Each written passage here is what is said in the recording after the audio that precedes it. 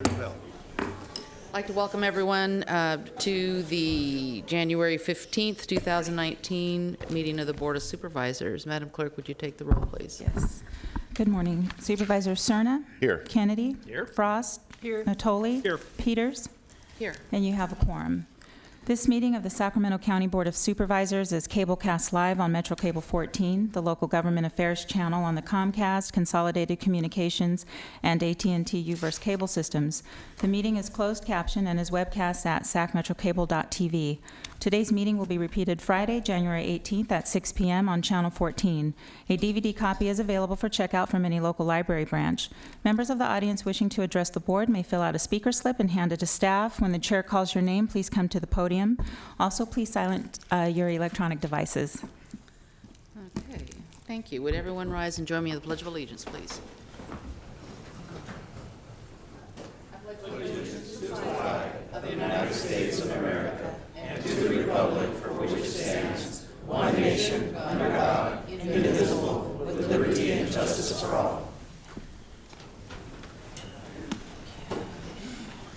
Thank you. I want to take a moment to talk about this morning's agenda. It's a special day. We'll be switching chairs here, and we're going to have the swearing in of the 3 board members who ran for election last year.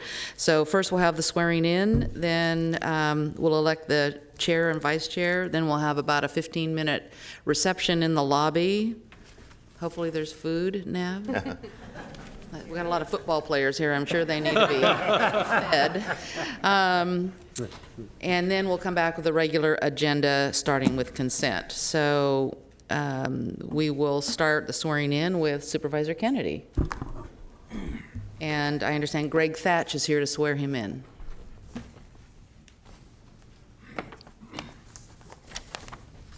You can probably get extra government points at your high school for watching this, I'm sure.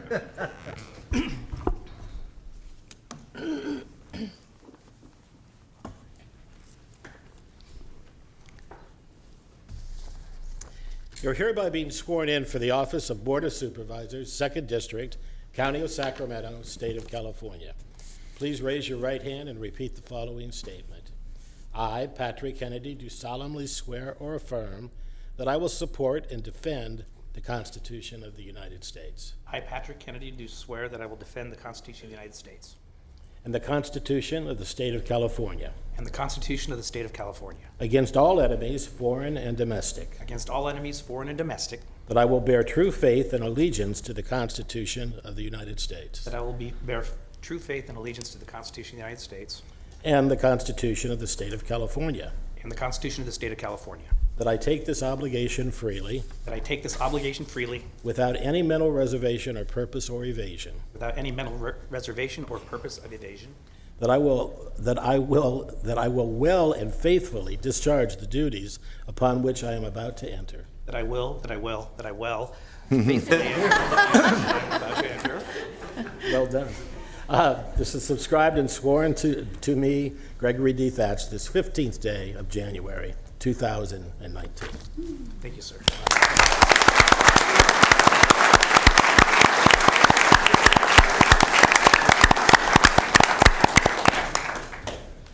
Patrick? Yes, sir. I think you need to sign. I think you have to sign, like getting married.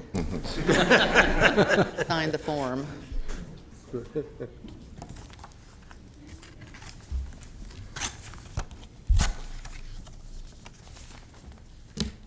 Thank you.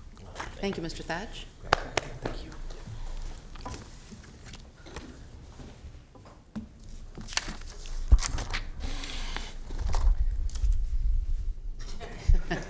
I run a 2-minute clock.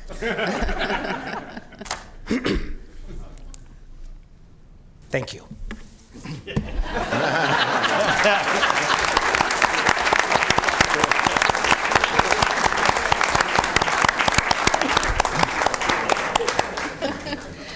Okay, next is Supervisor Natoli, and Keith Bray is here to swear him in. And I'm going to use your 2 minutes plus, so. Do you yield your time to Mr. Natoli? I'm Mr. Bray. Good to see you.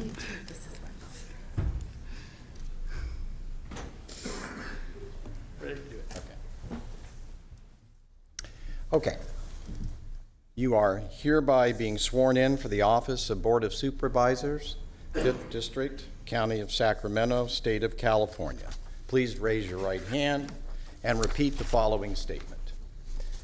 I, Don Natoli, I, Don Natoli, do solemnly swear that I will support and defend do solemnly swear that I will support and defend the Constitution of the United States and the Constitution of the State of California the Constitution of the United States and the Constitution of the State of California against all enemies, foreign and domestic, against all enemies, foreign and domestic, that I will bear true faith and allegiance to the Constitution of the United States that I will bear true faith and allegiance to the Constitution of the United States and the Constitution of the State of California, and the Constitution of the State of California, that I take this obligation freely that I take this obligation freely without any mental reservation or purpose of evasion, without any mental reservation or purpose of evasion, that I will well and faithfully discharge that I will well and faithfully discharge the duties upon which I'm about to enter. the duties upon which I'm about to enter. Congratulations.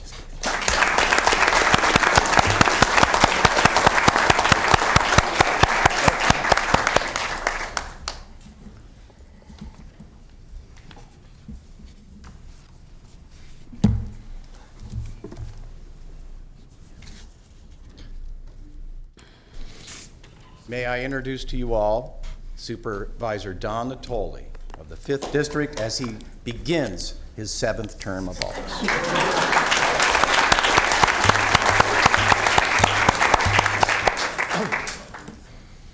Well, thank you, Keith, and thank you all for your attention here this morning. It's indeed an honor to have my very good friend of many, many years, Keith Bray, do the honor and privilege of swearing me in this morning. But to stand before all of you, and certainly before the people of Sacramento County, as Keith announced, as I begin my 7th term as a member of the Board of Supervisors. And I do want to express some thank yous this morning and some introductions briefly, and then just to offer a few brief comments as I do embark upon that next term. I'd like to recognize some folks in the audience that are very important in my life. You certainly had a chance to meet Keith. But over my certainly years of public service, now in my 41st year with the County of Sacramento, I've had certainly the support and the love of family and friends, and obviously the faith has been placed in me by the voters and people of the District 5. So I want to recognize some folks, maybe hold your applause as we go down the line. There's a number of folks here, but certainly first and foremost recognize my wife of nearly 38 years, Brenda Natoli, Brenda, and my mother, obviously, who I wouldn't be here without, her sacrifice very early in my life, but my mother, Rita Natoli. I also would acknowledge my brother and sister. My sister and brother are not able to be here this morning, but my sister Andrea and my brother Nick. And then I have some very dear friends and folks who, again, have been a support to me in my role as supervisor, but certainly in my daily life. And I'll just kind of go down in order here. I have Pat Brazil and her husband Sam Anderson. Pat served as my chief of staff and assistant for many, many years. And again, both she and Sam have been very good friends. I have my current chief of staff and very good friend Cheryl Veningas. My two secretaries, current secretaries, Tony Tino and Letitia Oliver. Again, without of whom, again, anybody knows the life of a supervisor, certainly the work life, without the support and help of answering phones and getting correspondence out and doing all the things that go with that, that's impossible to do this job and to do it well. In the row up above, I have my former chief of staff, again, long time friend. We actually started working together back in 1981, I believe, and she served as my chief of staff for a number of years. That's Jane Smith. And then beside her is a person who served as a secretary for both Toby, as did Jane worked for Toby Johnson as well, but for me for many, many years. And then it was my special assistant, and that's Sylvia Persard. So, and I don't see anybody else here in the audience this morning. So how about a round of applause for all those folks? They're very important to me.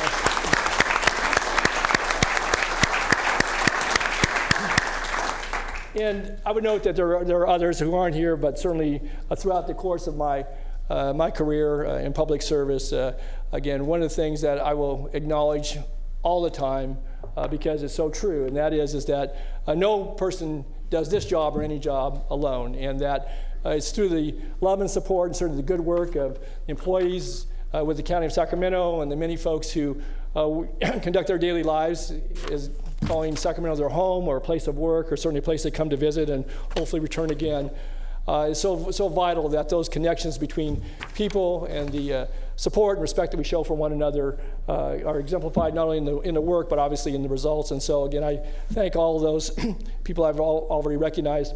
I also want to say that in Keith, in doing the swearing in this morning, is one of several folks who've, again, given me the honor of doing that. Some of those folks are no longer with us, and I want to acknowledge them because they were very strong in my life. Certainly my predecessor and very good friend, Toby Johnson, who served as supervisor of 5th District for 16 years. He and his wife, Sue Johnson, who just passed away this past year. Again, we're very dear friends, very important in my life, and again, I think contributed certainly to the success I've been able to achieve, but also I think the accomplishments that, in working with many of you in this room here, we've been able to better our community. I also want to recognize my father, Don Natoli Sr., who passed away, but did the honors here at this dais, or this podium, a couple of terms ago. So all that being said, I wanted to say that today is a very special day. Again, it marks a reflection on 40 years thus far, and obviously the looking ahead to the future, the next 4 years, the opportunity to continue to serve the people of Sacramento County, to do my best, my very best, each and every day to represent the interest, a variety of interests, obviously, of the people in this community. But I would just say that certainly in looking forward, that I think the future for our community is a bright one. It's certainly going to be filled with challenges, but that's part of what we do in life, is to meet those challenges, meet them head on, to work together with the leadership, certainly the county workforce, working in concert with our nonprofit and our private sector community to, I think, each day to do our best to try to serve the interests of people from all walks of life, of all ages, and I think that's what this county really strives to do and does very well in many, many respects, in serving some of those who are the least among us, whether they be children or the elderly, the disabled, folks who may be less fortunate that come to us with a myriad of challenges, but hopefully we can provide the underpinnings and the, I think, the services and programs that allow them to get back on their feet, to enjoy the respect and hopefully the quality of life that we want for ourselves and for all of us around us. And I would hope that over the next few years we continue to work to, again, build a community that we can all be proud of, and that I can be a part of that in some small way. I think the role of a supervisor is one to represent people, obviously, to make decisions regarding the resources that are our tax dollars, and to, I think, fairly represent people from all walks of life. So I really want to congratulate my two colleagues for their re-election, and certainly I look forward to working with all of my colleagues on the Board of Supervisors, with county staff, certainly led by Navgil, our county executive, and a very strong team of folks at the leadership position, but the men and women of Sacramento County, to make this the best place we can make it to be. And I would just pledge to you, as has been said by, it's something that comes to my mind as I was thinking about this morning, that President Abraham Lincoln said that do the very best you can for as long as you can to the very end. So I intend to do that, to continue to work on your behalf, and thank you so much for allowing me to speak to you this morning. Thank you.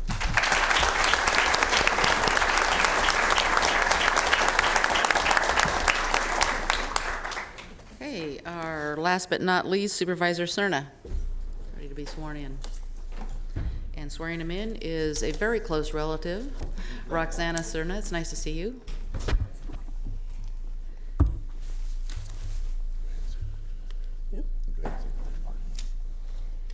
You are hereby being sworn in for the office of the Board of Supervisors, 1st District, County of Sacramento, State of California. Please raise your right hand and repeat after me. I state your name. I, Philip R. Cerna, Do solemnly swear do solemnly swear that I will support and defend the Constitution of the United States that I will support and defend the Constitution of the United States and the Constitution of the State of California and the Constitution of the State of California against all enemies, foreign and domestic, against all enemies, foreign and domestic, that I will bear true faith and allegiance to the Constitution of the United States that I will bear true faith and allegiance to the Constitution of the United States and the Constitution of the State of California, and the Constitution of the State of California, that I take this obligation freely, that I take this obligation freely, without any mental reservation or purpose of evasion, without any mental reservation or purpose of evasion, that I will well and faithfully discharge the duties upon which I am about to enter. that I will well and faithfully discharge the duties upon which I'm about to enter. Congratulations. Thank you.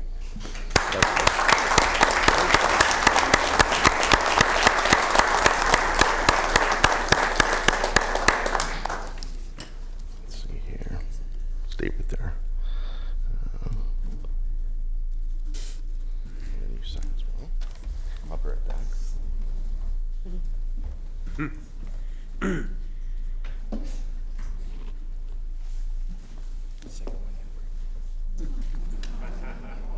Very smart, Phil. Very smart. Greg, your flowers are on the way. So,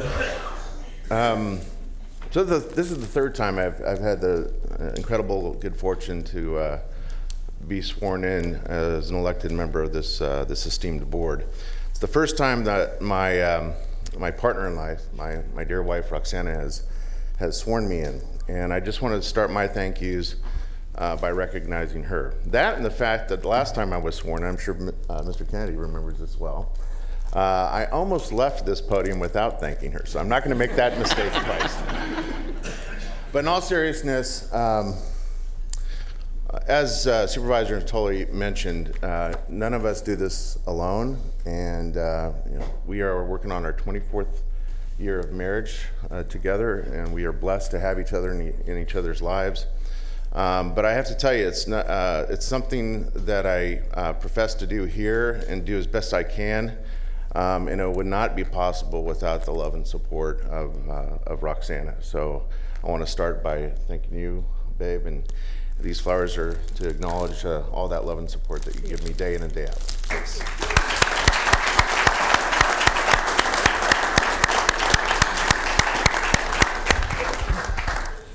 So let me also reflect on some of the people, the very important people that make it possible to do what I do, what we do in county government. First, I want to extend my sincerest thanks to my beloved family who made the trip from the Bay Area to be here today. They actually surprised me, which is a great way to start the day, start the new year, our first meeting of the year. And with us today, I have my father-in-law, Jorge Recinos. I have my sister-in-law, Ana Recinos, my other sister-in-law, Eda Recinos. I have my nephew, Ricky Rivera.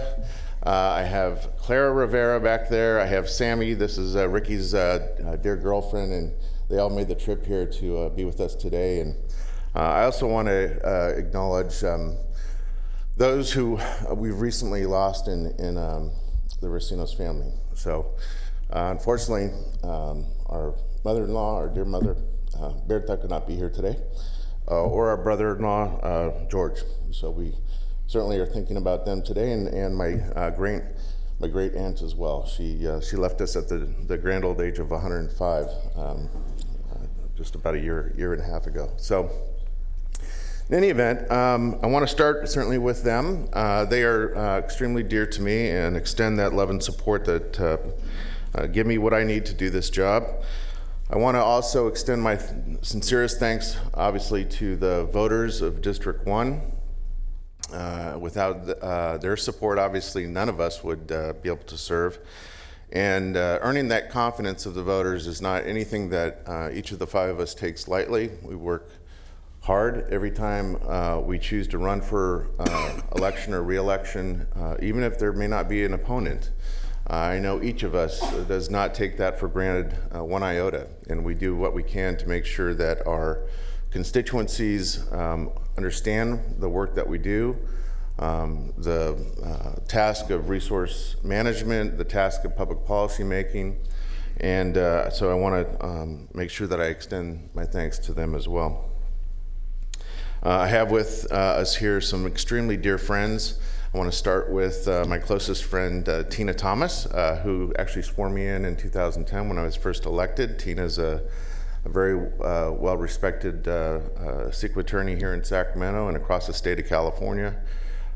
She also was a very dear friend of my late father, Joe Cerna, and she served as my treasurer, but she's kind of the oracle that I go to on a number of issues. And I'm very fortunate to have her in my life, as well as her husband, Bill, who happens to be a bandmate of mine. But Tina serves to really give me really sound guidance and advice very frequently. And so for that, I'm eternally grateful. I also have some other of my bandmates here. I have my dear friend Nick Avdis and Mark Gilbert, each with 2 different bands. And speaking of bands, I should make mention of the fact that I think it's very healthy for all of us to have other outlets besides local governance and politics, and so music is the chosen way that I use to kind of let my hair down, so to speak, and it's actually turned into something very special. We've since turned our band experience into a fairly successful nonprofit in recent years, raising probably in excess of about $400,000 over the last 4 or 5 years for a number of good causes, including our annual scholarship program that benefits college-bound students from around the county, and this is the scholarship program that really has been the beneficiary of all the hard work of our public servants in our health and human services and human assistance arenas here in Sacramento County. I also have my dear friend Panarea Avdis. She served as my very first chief of staff and was recently appointed the chief of staff to our brand new Lieutenant Governor Lenny Kounalakis. So thank you, Panarea, for being here. Nick's got his 2 children here. Can you guys wave? All right. And Nikki, his wife's here as well. So I'm really blessed to be surrounded by some terrific people in my life. I also want to extend my thanks to the team that really makes what I do possible every day on a very practical level, and that's my District 1 staff. Glenda Bassino, who unfortunately cannot be here, she serves as kind of the gatekeeper to the office. She's feeling a bit under the weather today, but I also have my Chief of Staff, Lisa Nava, here. I have Carrie Aiello, she's my Director of Constituent Affairs, and Aaron Chong, my Special Assistant. All 4 of you really make it possible for me to do what I feel I need to do for my constituents.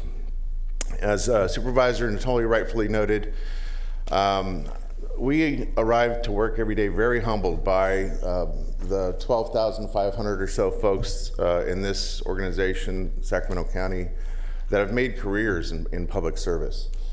And whether you're a probation officer, or whether you're a social worker, whether you're a parks person, it really is county government that I will argue all day long is the most intimate level of governance, even more so than municipal government. And why is that? That's because, especially in a county like this, an urban county, we do it all. We do everything from fixing your potholes to making sure that folks receive child support the way they're supposed to.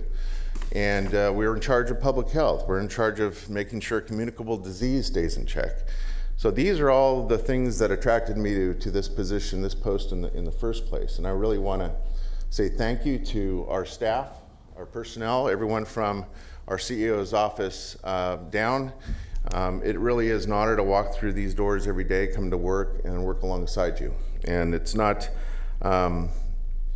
certainly as fleeting a position to make a career out of public service here. And we are, just to remind everyone, very temporary occupants of these offices that we hold. We're very fortunate to hold them, but we're temporary. So I have a lot of respect for those that have made this a career. I want to thank my colleagues. The other 4 members of the Board of Supervisors. In some respects, it's only the 5 of us in this organization of nearly 13,000 that really understand what it takes to do the job and the sacrifices that come with that. And there are a great many of those. I won't regale you with all of them, but certainly time is probably the most important one to note. It takes an immense amount of time. And it's not just a 9-to-5 slot that we work. Literally, you are working every waking hour of the day.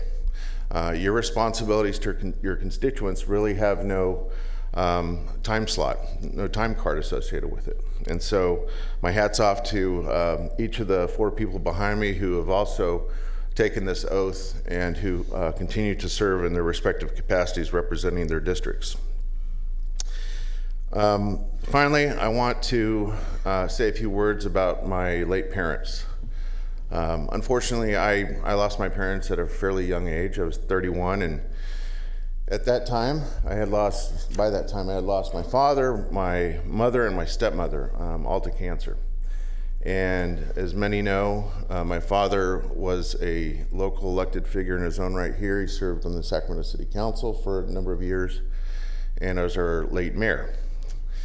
And it was really from a very young age, young place in life, where I began to groom a respect for public service in an elected capacity.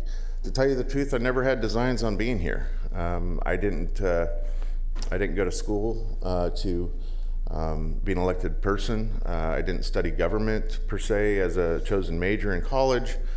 It came to me in a somewhat circuitous way, but I will tell you that having had that opportunity to watch my father govern and the way he did it, I continue to take plays out of his playbook as frequently as I can, because I think he did a masterful job at the job he did representing us here in the city of Sacramento. So I just want to reflect upon his legacy and his contribution to my ability to serve you now for the beginning of a third term. And certainly my stepmother, who was also very dear to me, and my mother, they contributed in different ways. My mother was an artist, and again, I mentioned the music. That has certainly influenced me in terms of my passion for music and the visual arts. And my stepmother, she was someone close to me in terms of her ability to really counsel me on faith. And so I really do want to acknowledge all of their contributions. So with that, again, I want to thank everyone for being here. This is a very special moment for us. We have, I think, done some extraordinary work here at the county, some very difficult work. Everything from enhancing our American River Parkway to making sure that our homeless services are intact and doing what we expect them to do, to making sure that our mental health services are likewise maximized to serve those in need. And again, I'm very, very proud of not just the work that I may have been directly involved with, but again, as others have said, we don't do it alone. We work as a team up here. And yes, our politics are very different at times, our positions are very different at times, our styles are very different at times, but ultimately we get the job done. And we do it with a lot of forethought, a lot of love for our community, and certainly with the benefit of the contributions that come from the broader community. So with that, again, thank you, and I look forward to the next 4 years.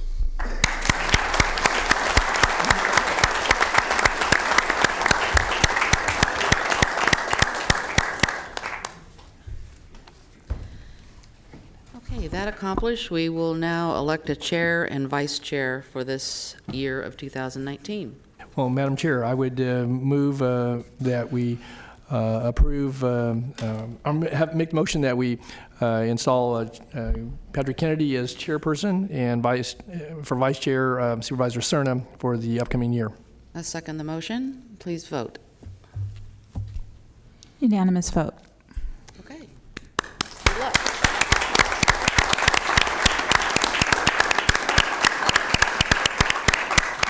You can see who's smiling the biggest around here. Ms. Peters is giving it away. So sad to turn it over, right? Yeah. Yeah, I'm out of here.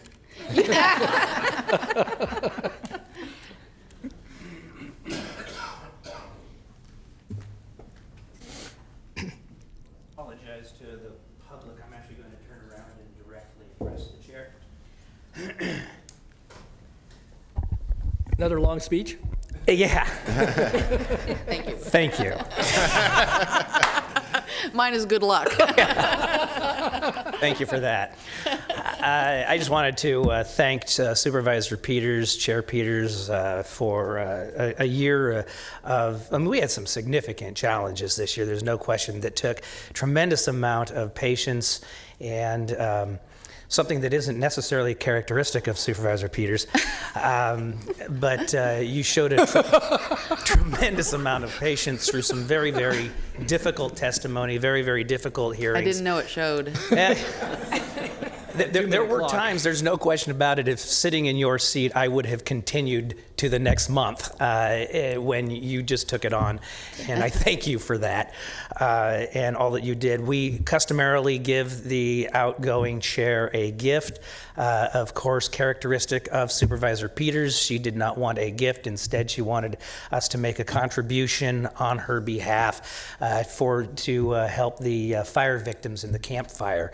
And that, I think, says a lot about the character of who Supervisor Peters is. So we have a rather, modest amount. We are county employees, but a very large check. So, so thank you, Supervisor Peters. And if we could get everybody to come down to get a photo, that would be great. Okay.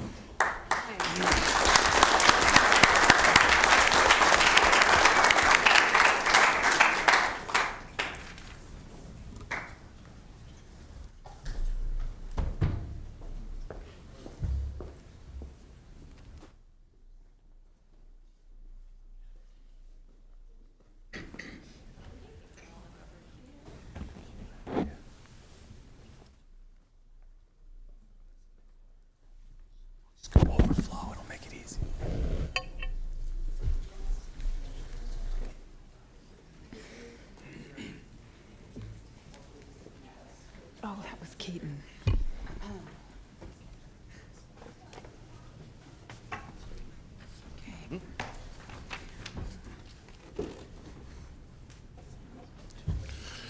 Okay, all right.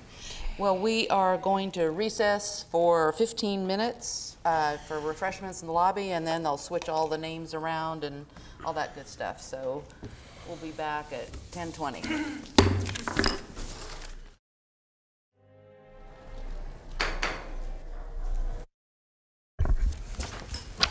All right, call to order this meeting of the Sacramento County Board of Supervisors. Would the clerk please call the roll to reestablish quorum? Supervisors Cerna. Here. Frost. Here. Natoli. Here. Peters. Here. Kennedy. Here. And you have a quorum. Thank you. Okay, so we still have our consent matters, items 1 through 47. I do need a motion to drop item 21. It's the authority to execute a retroactive revenue contract with the California Department of Healthcare Services to accept Sacramento County's annual Substance Abuse and Mental Health Services Administration Community Mental Health Services Block Grant. I'll move it. Second. Okay, we have a motion to continue. Please vote. Or drop. Unanimous vote. That concludes my clerk notes. Okay, is there any members of the board that have any questions? Would like Supervisor Frost, Supervisor Peters, Supervisor Cerna, Mr. Natoli? Yes. Thank you, Mr. Chair. I think Mr. Gill has something too, but if you could just give me a moment. On item 16, if I could have you call that up for a second, please. Okay. Item 16 is the retroactive authority to apply for funding in the amount of $527,280 from the California Department of Social Services from the Home Safe Program.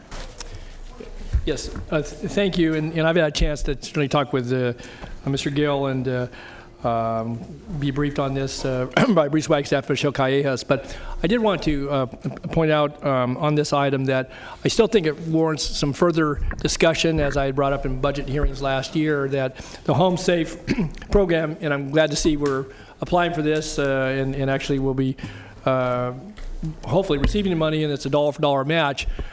I am also of the opinion, though, that beyond some of the services that are embodied in the home safe approach here for some of the more frail and elderly folks in our community, that the number of turnaways at the current safe house, that number is a bit alarming to me, that we served some 91 guests last year, and that we rarely have space available in the current safe house, and that we turn on any given day maybe 1 or 2 people. A number of them can be served under this grant, but I do believe we need to have a broader discussion about either another facility and or at least have, I think, a good understanding beyond what has been described in the staff report in a few pages as it relates to, providing vouchers and, some temporary, but hopefully some long-term solution sets for folks who are, subject to neglect, abuse of different types, and in a very vulnerable situation. So I know I talked with you, Mr. Gill, about that, and again, I'm very appreciative of this effort, but I'm not quite sure that it goes far enough, at least from the standpoint of having conversation. And I'm encouraged, but I still would like to have some more discussion about this beyond just this item here today. And we do plan on having those discussions as soon as January 31st. When we have our board retreat, we're going to discuss a little bit more in depth about seniors and what kind of programs we have for them. Okay. And if I could just say that we anticipate we would have this money by July of this calendar year. It would seem to me that some reports then as to if we do see a market decline in the number of turnaways from the safe house, or if we see other issues that arise, and maybe we'll have more time to talk about that at the retreat. But I'm encouraged, but I'd like to see us do more if possible. Right. Thanks. Yeah, if I may, Supervisor, thank you for your comments, and I appreciate that very much. As you know, we're very concerned about housing issues related to seniors and what we can do with this funding, but just to remind the board that this fits into our overall homelessness effort. With the HEAP funding, we're going to be talking with you about No Place Like Home at your next meeting. The homeless plan that you approved a while back, all of those things come together. This is one piece of that overall effort. And also the governor has made it very clear that he's intending to provide more money in this regard. So with all of that, it is our intent to be very focused on the needs of seniors, among all the others that we have to address, but certainly the needs of seniors, and we hope we can make a real difference with all those resources. Thank you. Bruce, if I just could on that, because I think that, with the various initiatives that we've underway, as you pointed out, certainly homelessness is an element of this, but I think neglect, self-neglect, the exploitation and financial abuses. Again, we have a number of initiatives. I think maybe kind of seeing what the full package looks like in this county, who our partners are, both in county, in the county household, but also maybe in the community. And if we have gaps, identify those. Again, we may not be able to fill all those, but it just seems to me when we have a stationary location that we know we're on any given day, if a call comes in today, if we're full, then we turn somebody away. They maybe get some other reference and or other help somewhere else. And I just think that needs to be something that we really put some additional focus on. So again, I think it's important that this is part of an overall, but I kind of want to know how it fits, and where we have those gaps, if we still have gaps, which I trust we will. So correct. I mean, that's what we plan on. Okay. Doing. Thank you. Thanks. That's all I had. I don't need it read into the record, but I just want to quick question, Mr. Penrose, on number 37, the power and improvements. Do you have a rough idea of when that work will commence?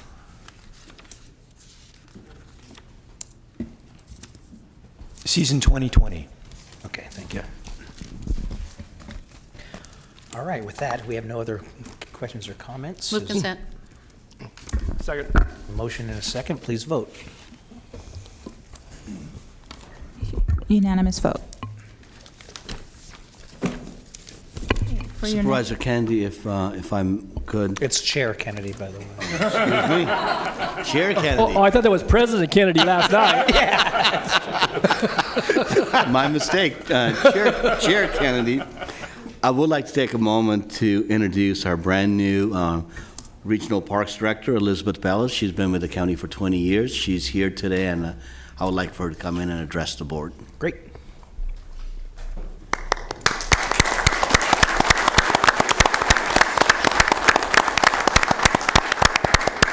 Thank you. First and foremost, I would like to thank my husband, Cliff, and my family. Their support has been invaluable to me, and without them, I would not be here today. I would also, of course, like to thank your board, the county executive, Mr. Gill, county executive staff, Ms. Newton, Mr. Leonard, for affording me this opportunity to serve our county and the community in the role of Parks Director. It is truly an honor. I would be remiss not to recognize the amazing staff that we have working in our Parks Department. They work very hard to make our parks and programs successful, and I truly appreciate all of their hard work and dedication. Lastly, I'd like to thank my friends and fellow colleagues. They've taught me so much along the way. I'd like to recognize former Parks Director Ron Suter. He's to blame. He actually hired me here first. I'm very excited to lead the department, and I look forward to a bright future. Thank you. Thank you very much. Congratulations.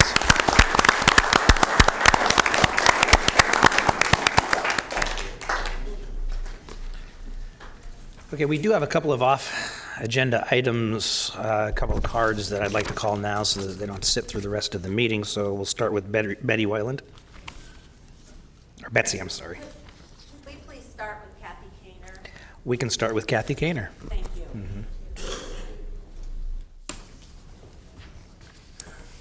Hello, thank you very much for hearing me out. I am a member of Save the American River Parkway and Friends of the River and Friends of Sutter's Landing.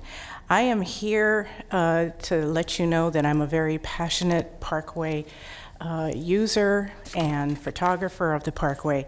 And I just want to express my concerns and basically my upset and distress over the slaughter of so many trees and shrubs along the Parkway by PG&E. My main concern is the loss of nesting trees for raptors and habitat for the wildlife.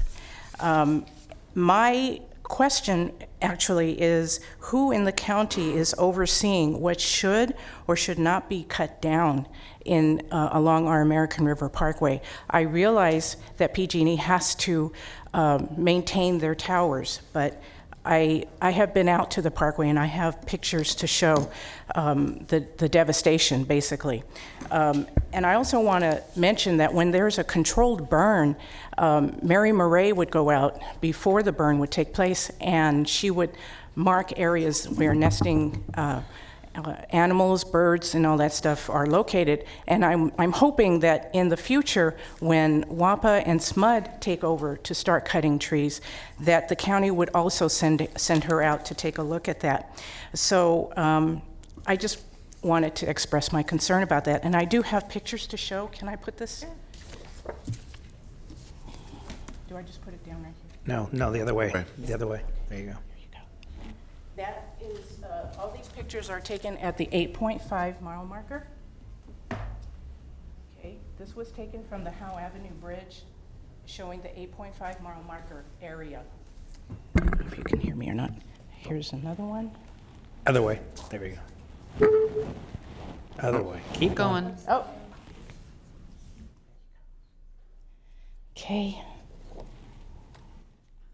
And here we go. And these two photos really struck me. I was out before the trees were cut, and this is what I believe to be a black walnut tree, a very stately tree. I want to say it's a heritage tree. This was removed. It had a blue dot on it, and this is the aftermath. I just ask again that the county would please step in, and when WAPA takes over, when SMUD comes in, please sit down with them. Thank you. Thank you. Thank you. Betsy.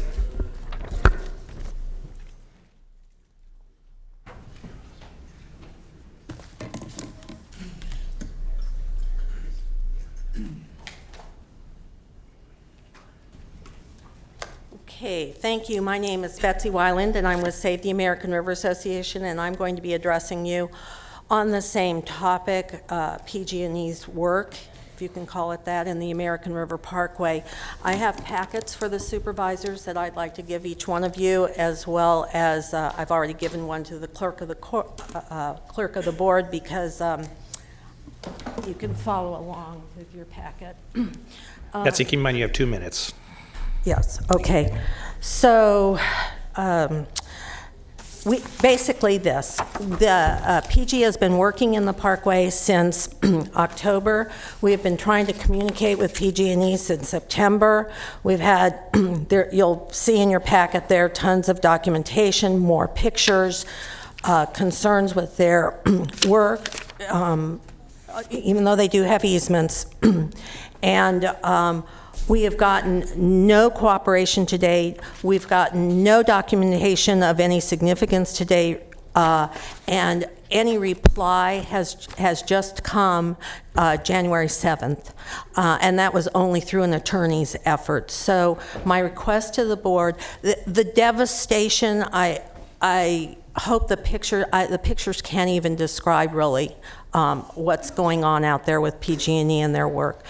So our request to the board is this, is that the board agendize some time, either a Tuesday or Wednesday board meeting, to bring PG&E into the room and have them explain to you how they've complied with the public resources codes, with required permitting, et cetera, the American River Parkway plan, when they developed this work plan.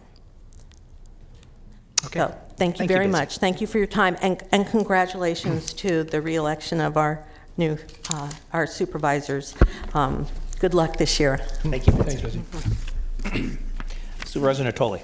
Yes, Mr. Chair, I appreciate this is off agenda, so again, I'll keep my comments pretty brief. But I do, it seems to me we were given some notice on this, and the issues regarding permitting and such, if in fact they get passes on those because of other public safety requirements within rights-of-way or easements, not so much rights-of-way as easements, then I think it needs to be clearly understood. And I know there have been others in the organization, obviously, have been tracking this fairly closely. I do think it warrants a broader discussion by this board about the parkway and the various elements thereof. And it seems to me that, certain cutting and clearing can be done with more precision. If one gets a chainsaw out, doesn't mean you have to cut the whole tree down necessarily.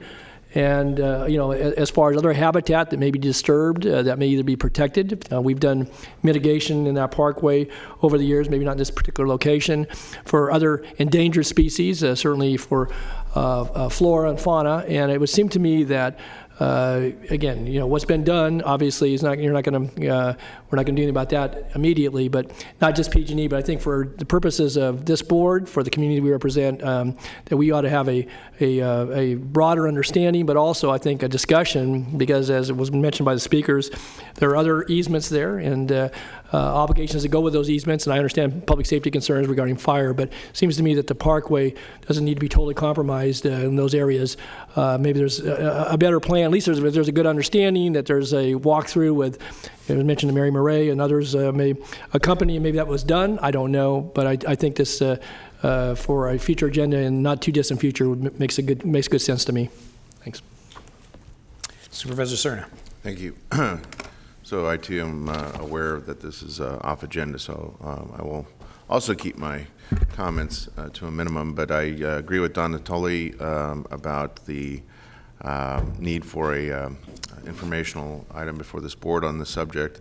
I would just note too that things are obviously moving very quickly when it comes to Pacific Gas and Electric. The public just learned yesterday that they're filing Chapter 11 to reorganize and hopefully stabilize their business platform. But I think in addition to what we might gain from having a public information item before this board that spells out, at least for the public and for concerned advocacy groups, the means, the process, and the individuals to whom grievances should be addressed and how that occurs. We should also note that as things continue to change relative to PG&E and perhaps even the breakup into smaller utilities, which is, I understand, is one option, we're going to want to understand as a county how those parties will continue to communicate clearly with this county about their responsibilities on the parkway, not just in terms of clearance of trees, but as it relates to overall management of those easements. Thank you. Thank you for coming in. Item number 50. Item number 50 is the presentation of resolution recognizing and honoring the Rio Linda High School California Interscholastic Federation Division 5AA football state champions. Supervisor Frost. Thank you. I would like to invite the team and the coaches. If the coaches could meet me at the podium, and the team, maybe if you could come down into this circle area facing the audience, we'll present the resolution.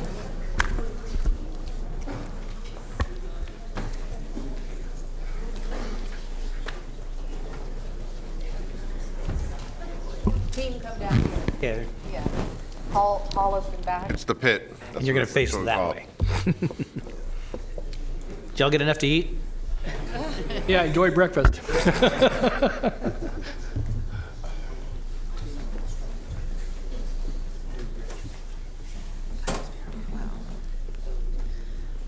always forget how big football players are.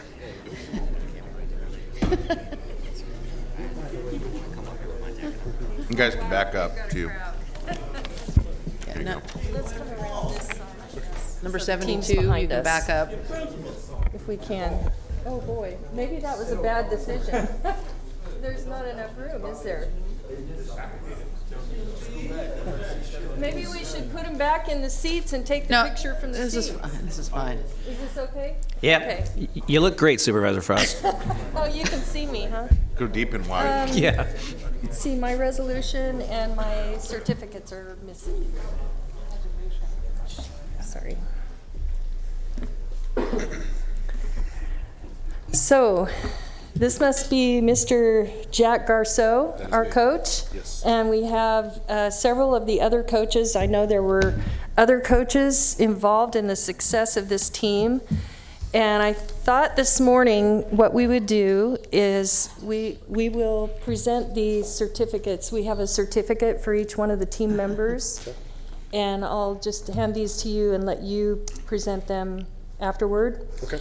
And I wanted to read the resolution because there's a lot of really good information about the history of Rio Linda High School in here. And I have a couple words, and then I thought maybe you could introduce the coaches and say a couple words, and then we'll get a photo afterwards. Sounds good. So this is a very exciting moment for all of us in Sacramento County. And I know on behalf of the Board of Supervisors, we're all very excited to present this resolution in honor of your achievement. And so the Rio Linda High School 2018 CIF Division 5 AA football state champions, something to celebrate. So, whereas the Sacramento County Board of Supervisors commend rare athletic achievement and give special honor and commendation to those athletic teams who pursue such excellence that they become examples to the entire Sacramento County.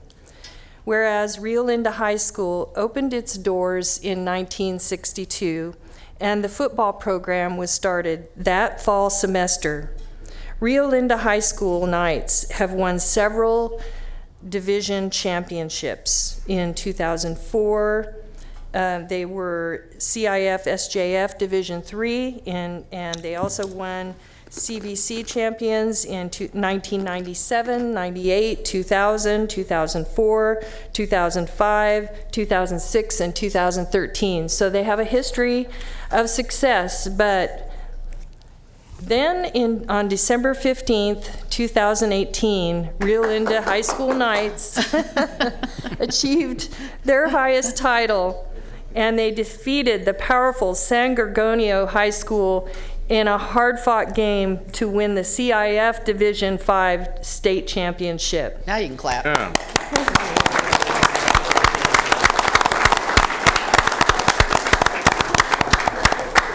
In that game, the Rio Linda Knights were leading at the half 21-7 and ultimately won by a score of 38-35. So you know they had to fight hard to win. And whereas the win capped an amazing season for the Rio Linda High School as they finished with a season record of 13 wins against only 2 losses. And whereas the achievements of Rio Linda High School football team and its head coach, Jack Garceau, and of its talented coaching staff deserve recognition and have earned the rightful place at the top of their sport for their very impressive 2018 season and for the example that they've set for Sacramento County. And it goes on to finish the resolution, which I won't read, but I did want to say a couple of things. This is the first state championship of any sport for Rio Linda High School. And during this game, 397 yards in one game for Scatabo is a record for state championship games, I believe. Wow. Right? Where's Scatabo? Raise your hand, Cameron. Oh, Cameron. Okay. And I want to point out that when people approached this young gentleman and asked him about those runs, he gave credit to his team for blocking and guarding and helping him get there, which was really great. This showed that this is a great team. This achievement would not have been possible without the great leadership and commitment from the players and the coaches. You can have a lot of skill and talent in a team, but if you don't have the leadership at the top to pull it together, to teach players how to respect each other and how to work together for a common goal, an achievement like this is not possible. I want to commend the coaching staff for your accomplishment and your leadership. Teamwork is a formula for success. It transcends football and extends into all facets of life: family, workplace, community, military. I also want you to know that even my husband bought one of your t-shirts because he can't wait to wear it to the next Rio Linda event that we go to. So you are impacting people that reach outside of Rio Linda. And all this may have started in Rio Linda at the football field, but it won't end there. Your experience epitomizes what we are in America, the land of opportunity, an opportunity to compete, and even though you don't always win, there's that opportunity to try. As each of these players move into their life, to their jobs, to their families, whether they're starting their own company or working somewhat for someone else, they will always remember back on that mutual respect and working together and how it can lead to great expectations and accomplishments. This was also a lasting gift for our community. We all came out at the last minute to have a parade to celebrate them. And businesses volunteered and brought hot dogs for free for everyone.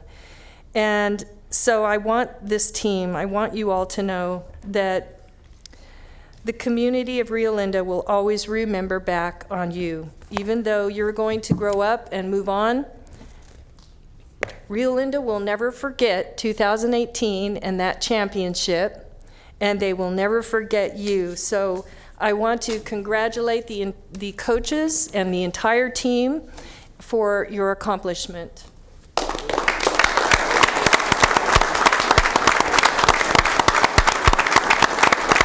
And now I would like to invite Jack Garceau to say a couple words and introduce the coaches, and then we'll take a picture. All right. We want to thank the board for inviting us today, and very excited for our program and our school and our community, especially our young men. And they worked very, very hard for this. We have three coaches that came with me today. Coach Clint Bear is our offensive line coach. Coach Will Horn is one of our freshman coaches, and then Coach Negri is pretty much a walking encyclopedia. He knows everything about football in the Sacramento area, and we even walked in here today, and he knew he coached one of the board members. I don't know, about 3 or 4 years ago over at Foothill High School. So, no, we're very fortunate to have a great season. Just so you guys know, this team went through the longest football season, I think, in the history of the United States, and that is not a joke. They played 15 games, and we had 3 bye weeks, one of them because of the campfire, unfortunately. So that's 18 weeks of actual season time, and then there was 3 weeks of practice before that. And the fact that they were able to prepare their bodies and their minds and everything to get through that kind of a grind is pretty amazing. Along the way, we had the section and the Northern California all-time leading rusher is now from our program. That's Cameron Scatabo. And just this team also broke, I think it was 17 school records along the way. So it was a tremendous journey, and we appreciate everybody recognizing the things that we have done, and we look forward to another year.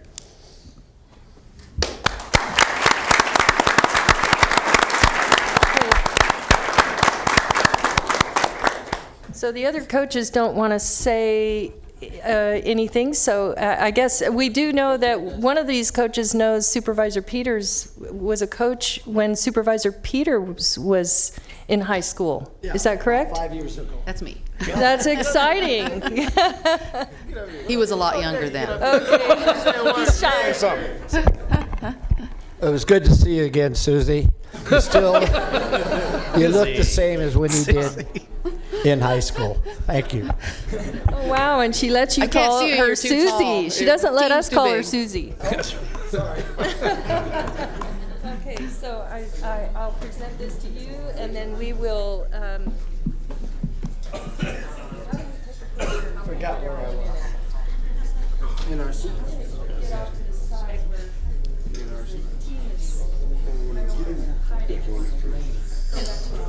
Can you see everyone?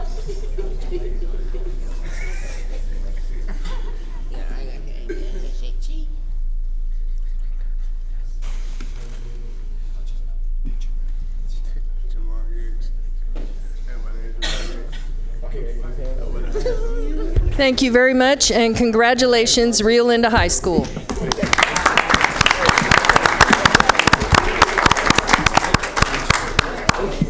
Go Knights. Congratulations, you guys. Great job. Good job.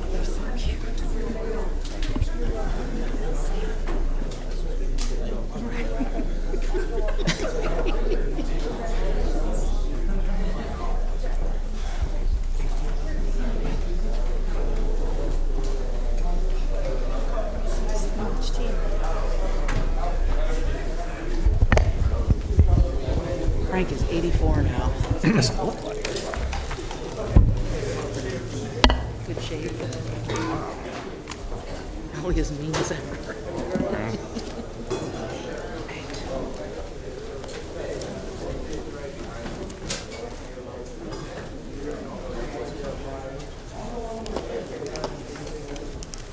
Item 51. Item 51 is the authorization for the county to provide primary and behavioral health care services to up to 5,000 unduplicated Medi-Cal patients as a subcontractor to UC Davis, including authority to execute a continuous term revenue agreement with the Regents of University of California to provide medical and behavioral health services to eligible patients, authority to amend and increase the pooled agreement amount for expenditure agreements with the UC Regents by $100,000 to contract for additional medical services from the university, approval of an appropriation adjustment request in the amount of $100,000 and approval of a salary resolution amendment. Mr. Chairman, hello. Thank you for having me. And I just wanted to note that number 5 ran for 397 yards in one game. Unbelievable. I thought it was passed, but he ran for it. Anyway, I'm pleased to be here today to talk about a new partnership between Sacramento County and UC Davis and a new day between the two organizations to expand access to high-quality primary care to underserved Medi-Cal patients throughout the county of Sacramento. I'm joined by Dr. Sumi Mishra, who some of you know, who's our medical director, who's done a great job at the primary care center. This collaborative is based on an accountable care organization model where, in our case, UC Davis gets 5,000 patients assigned to them by HealthNet, which is one of the Medi-Cal managed care programs in Sacramento's GMC system. And for those 5,000 members, they get what's called a global budget, a certain amount of money to take care of all needs of those folks, all their health needs, behavioral health, physical health, hospitalization, emergency department, specialty care, et cetera. And we will be subcontracted as the primary care home, the primary care center at 4600 Broadway, as the primary care medical home for those 5,000 patients, which will be phased in over the next several months. The financial viability is a good thing in this case. Instead of us paying UC Davis for care, they're paying us for care. And the way that this works is twofold. Number one, they'll pay us a capitation rate of $15 per member per month and all the members that are enrolled. So eventually when 5,000 are enrolled, that's about $900,000, guaranteed access, guaranteed payment. And then for each visit, we'll be reimbursed at our federally qualified health center rate of about $260, of which we'll get $135 very quickly. So the bottom line is when we expand to the 5,000 members, we bring in about $2.2 million, and the additional cost in terms of hiring UC Davis physician staff and others is about $1.3 million, leaving a $960,000 balance. We've talked with all of you before, and we are understanding of the need to have a sort of a risk mediation or risk mitigation pool, if you will, of some of that $960,000. So what are the risks? Because that's obviously on people's minds, and we talked about it with folks. And I'm actually not going to do the PowerPoint presentation because it's just easier and it's quicker. And as the president of the chairman of the He's very quick on the uptake. By the way, just so you know, I was in the LA Coliseum or the LA County Sports Arena, whatever, when President Kennedy was nominated when I was 3 months old with my little Kennedy for president. So anyway, there are two risks two risks of this proposal. One is predominantly to UC Davis, and that is they get a global budget to take care of all these patients, these 5,000, all their aspects of healthcare. And if it costs them more than their global budget, they are at risk for losing that. We are not at risk for that. In fact, we have the potential to gain if they actually save money, if they spend less than their global budget in our contract with them. And I want to repeat that, in our contract with them, we have a shared savings on ability to share the savings in a formula to be determined, but still we will be sharing savings with them. So that's not a risk to us. The risk to us is if we see fewer than 5,000 patients, you could say, well, what if you hired too many staff members, too many physicians to see these patients, and we didn't get 5,000 in a rapid enough manner? And the answer to that is we can actually hire by 0.1 FTE UCD staff, so we can titrate to the need for how many patients we're going to be seeing. Mr. Ferguson has pointed out to me one further risk, which I think can be mitigated as well, and that is what if we're counting on, for example, we're counting on 2 visits per patient per year as a way of figuring out how many providers we need. And let's say that they actually spend much more time with their patients than we had expected, and so they're not serving quite as many. Again, we have this mitigation fund, but I would argue that we would be actually having more visits, which would pay for themselves, than actually having longer visits and for high acuity patients.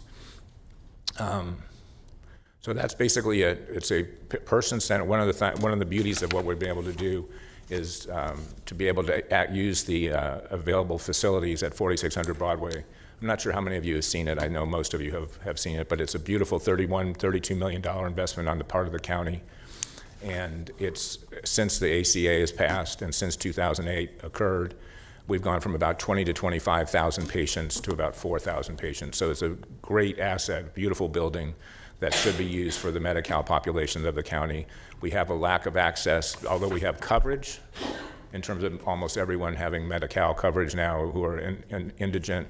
We don't necessarily have access because the primary care providers in town get paid so little by Medi-Cal as opposed to what we get as a federally qualified health center, which makes it financially viable for us. So it's the right thing to do for the community. It's a good thing that UC Davis is helping out on this one rather than the other way around. And it's good for Sacramento County citizens and Sacramento County Health Department. Great. Supervisor Cerna. Thank you. Thank you, Dr. Bielenson, for what is obviously a lot of forethought that's gone into this, this initiative.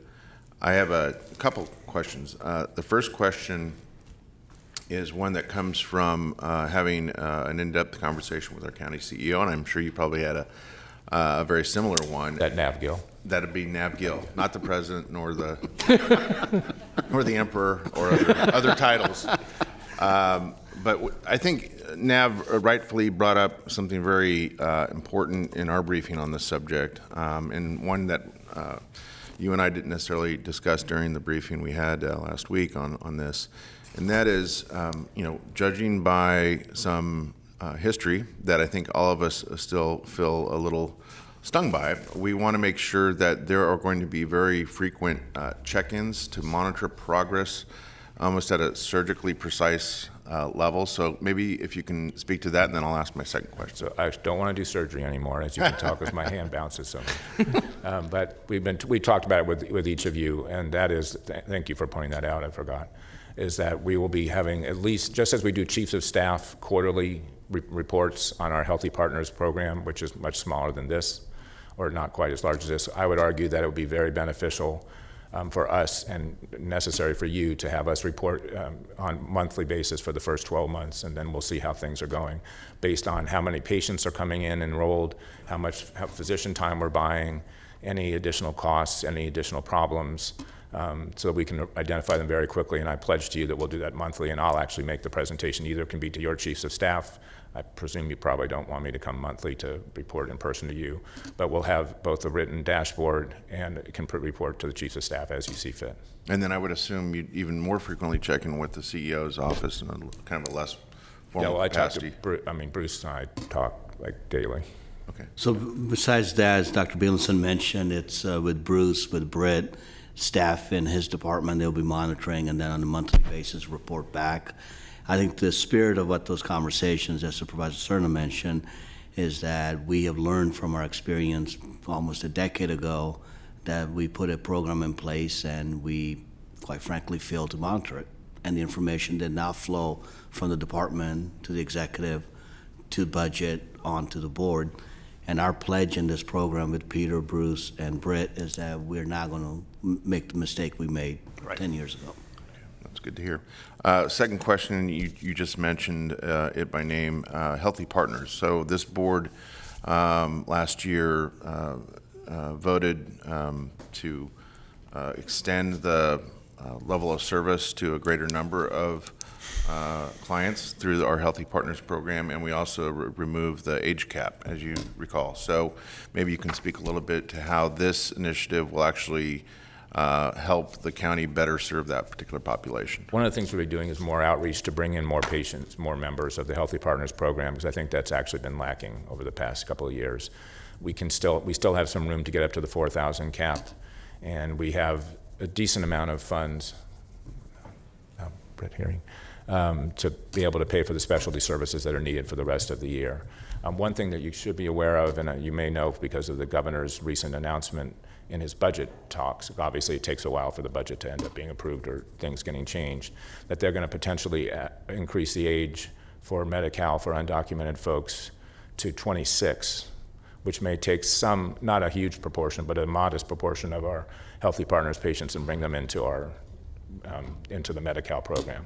So, and UC Davis staff, who are our main providers in addition to Dr. Mishra, already see patients outside of the Health Net group. So they'll see patients from all Medi-Cal providers. Yeah, very good. Thank you. Supervisor Natoli. Yeah, thank you, Mr. Chair. Well, thank you, Dr. Bielenson, for your efforts, and certainly out of Bruce Wagstaff and others. I think it's been noted here, a bit of a checkered history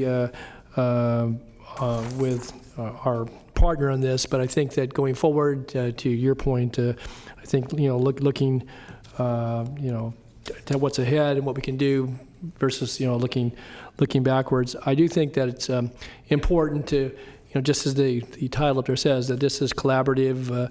Obviously, there are fiscal elements to it, but I think that as you also pointed out, that the opportunity to improve healthcare access for folks who are in the pool of those that will be served through the UCD element of our community that are assigned. I think that's really important. As you noted, the primary health care center is major investment. As to the physical asset, we obviously have very qualified staff provide the services to a much more limited number of folks because of changes that you've noted.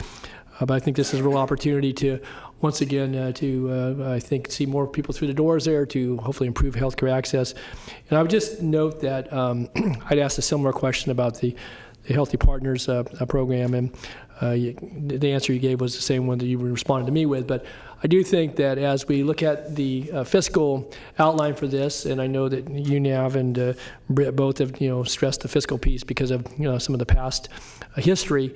But I think there's going to be a juncture, maybe a year out, when this board then, depending upon where we are with that, should then take a look at, one, where we are with the Healthy Partners Program, where we are with health access for specialty care, either through primary health care center and or through the UCD contract, and then also look at the budgetary framework after having a year's experience behind this, and to see then, what we might supplement, or if it's, still there are other question marks, obviously you'll bring it to the board. But I'm very interested in that. It may, again, allow us to even do more with a minimal risk, and I think that's a good thing from the standpoint of people of all ages, but certainly those that may have some difficulty in accessing the system right now, particularly for that specialty care piece of it. And so I'm encouraged by this. And again, I know it was a bit delicate, bring it to the board, but I think it was the right thing to do, and appreciate the initiative. And I'm looking forward to this being truly successful. Thanks. Supervisor Frost. Thank you, Dr. Bielenson. I wanted to make sure I understood correctly. You stated that the cost to us is not tied to the patient care.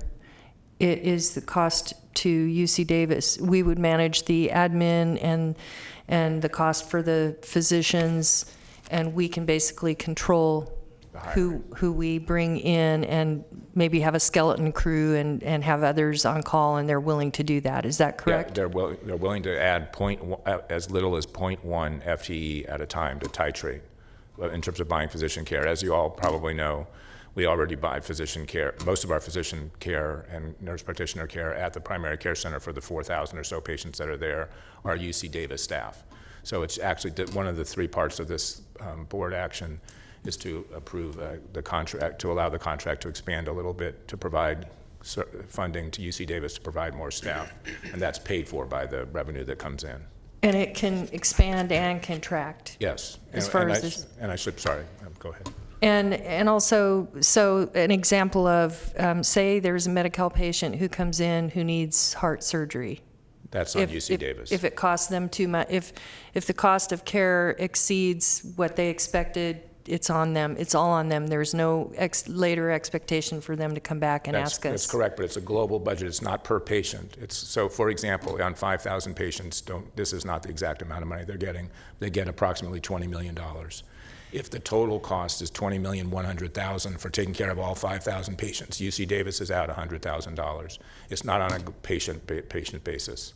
And if in a short period of time they use all that money, they actually haven't, there's an escape clause on both sides for both of us. Correct. To say, oh, this is out of control. Correct. This isn't going to work.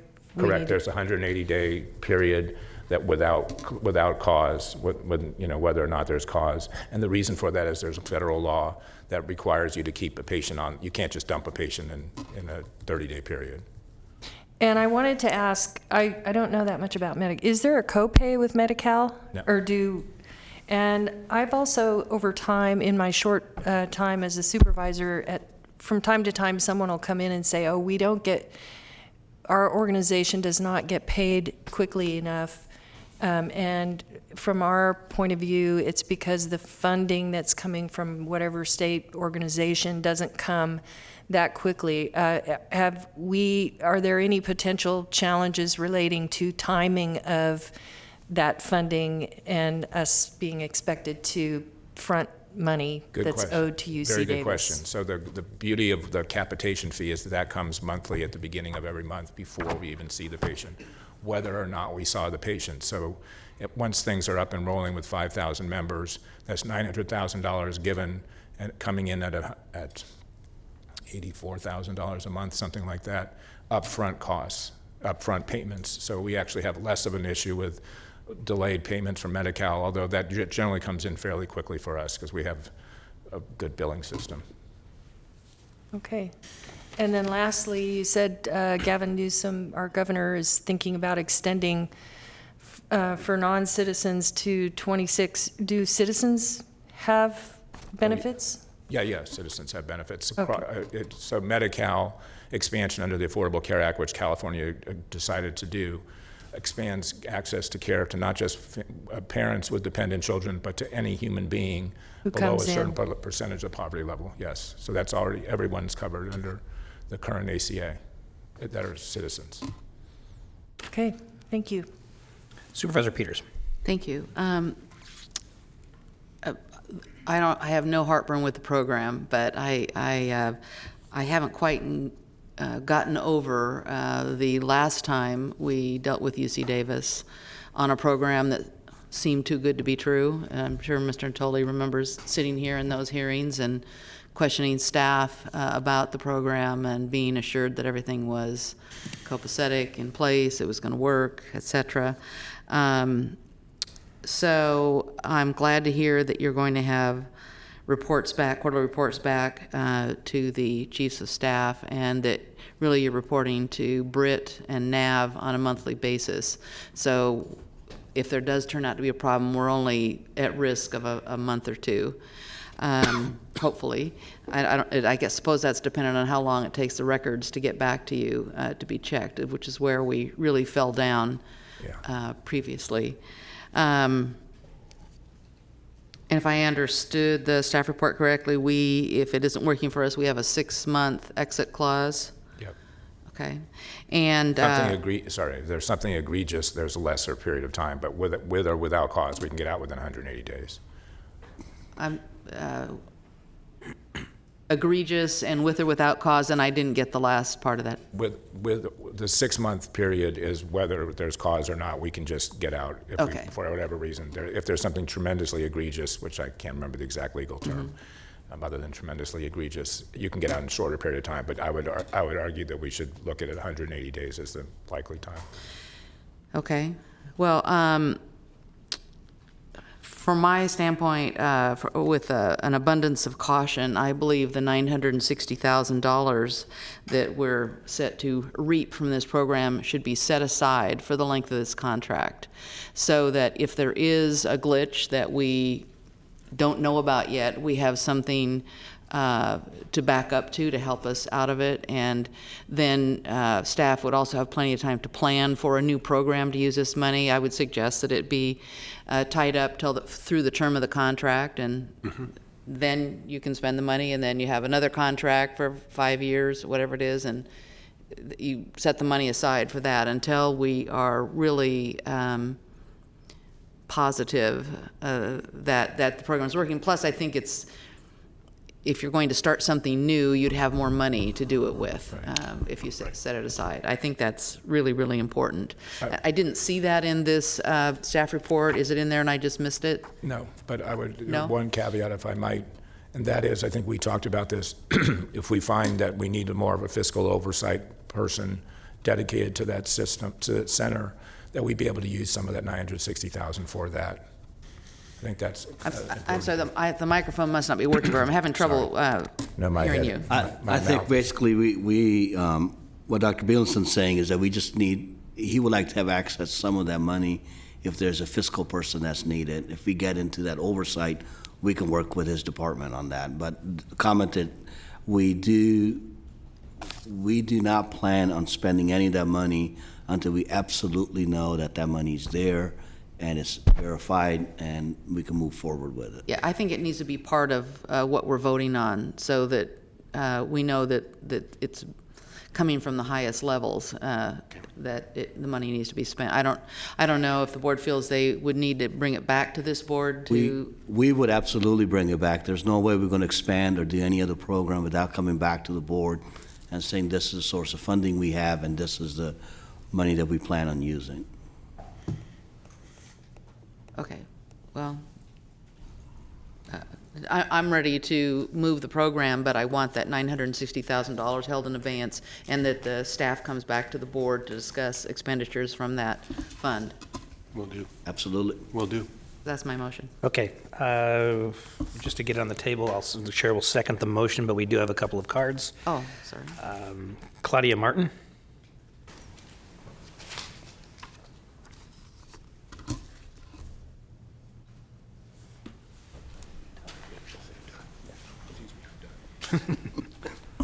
Thank you, Doctor.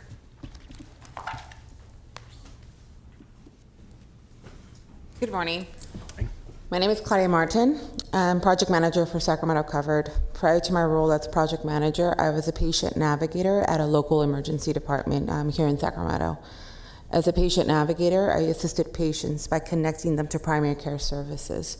Although we have great community partners, due to the high demand, we continue to have challenges connecting patients to primary care doctors in a timely manner. I am here to thank you and commend the county's intention to expand access to health care. Thank you. Thank you.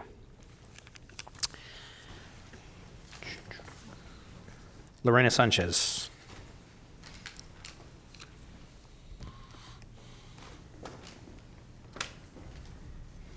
Good morning. Morning. My name is Lorena Sanchez. I'm the Director of Programs for Sacramento Covered. We do a lot of work in the Sacramento County connecting individuals to medical dental home. In particular, we have 7 navigators in local emergency departments providing connections to primary care and for any avoidable visits. The navigators last year provided 19,000 services to about 7,800 patients in 4 local hospitals. And the navigators continue to have challenges in making sure that they're connected to a timely follow-up appointment, in particular also to specialty care. So we are truly excited, and we feel that this is a step in the right direction to achieve better health outcomes here in Sacramento County, and we applaud the county's intention to expand access services here in Sacramento. So thank you so much. Thank you. That's all the cards we have. We do have a motion and a second. Does the board have any more discussion?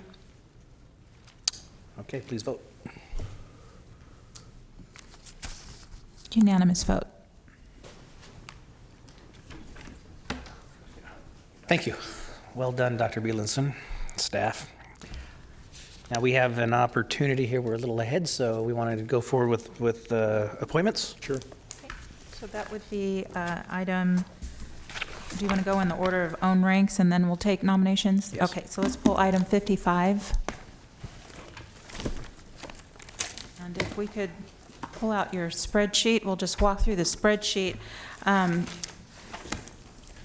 the way, I want to say thank our clerk. This is by far the easiest to read I've seen in 4 years, with only 2 colors. I second that. So we appreciate it. So we're just going to focus on the items in yellow. You do need to take action for anything that is highlighted in yellow. All other matters are open for discussion at the direction of the board. So, Chairman, can I just move forward and go down the list? Yes, ma'am. So starting with Adult and Aging Commission, we do need to make an appointment for the board's designee. I take it Howard no longer wants to. He would like to share this experience Would with he? another I'm sure he chief of would. staff. Okay, we'll put Keaton Riley in at that position at this time. I can hear the cheering from here. Yes. Yeah, they sit in this term for 1 year. Then we have Area 4 Agency on Aging, the governing board. These are 1-year terms, so we just need to either reappoint or if you have new appointments, How about alternates? the alternates as well. Okay. Supervisor Natoli? No, I don't have an alternate. I tend. Yep. Okay, Supervisor Serna? I'm very pleased with Maxine Krugman as my alternate. Okay, I will stay with Miko Sawamura. Supervisor Peters? Fine, it's fine. Supervisor Frost? I'm fine with mine. Thank you. Okay. We'll move down to the Criminal Justice Cabinet. This is the chair or chair designee. I would like to, if the board's okay with it, remain on the Criminal Justice Cabinet. Yes. Supervisor Frost, alternate? Okay. Okay. Next is the Delta Protection Commission. Obviously, Supervisor Natoli, you would like to stay on? Yes. Yes. If anybody else would like to be alternate, otherwise I'll stay on as alternate. Thank you, Patrick, for your work. I know you've been tracking and participating. Appreciate it. District 4. Your microphone.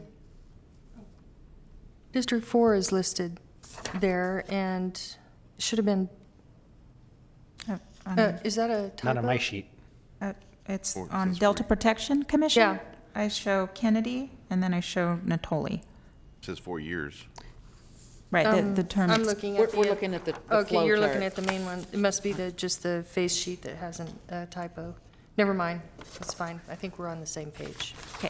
Yeah, it does say 2 and 4 on It the. says 2 and 4 on the letter, so On the it's letter. Oh, okay. Well, confusing. I'll correct that on the letter. Okay. Yeah, if we could just follow on the spreadsheet, please. So- Thank you Thus for. my confusion That's what yesterday. it was, yes, we were. Okay. So it's 2 and 5 is what it should be, right? Right. Correct. And I will make the revisions for the letter and also on your final spreadsheet after today. That makes Okay. sense. The next one is the Law Library Board of Trustees. Council, what do you want to do with this?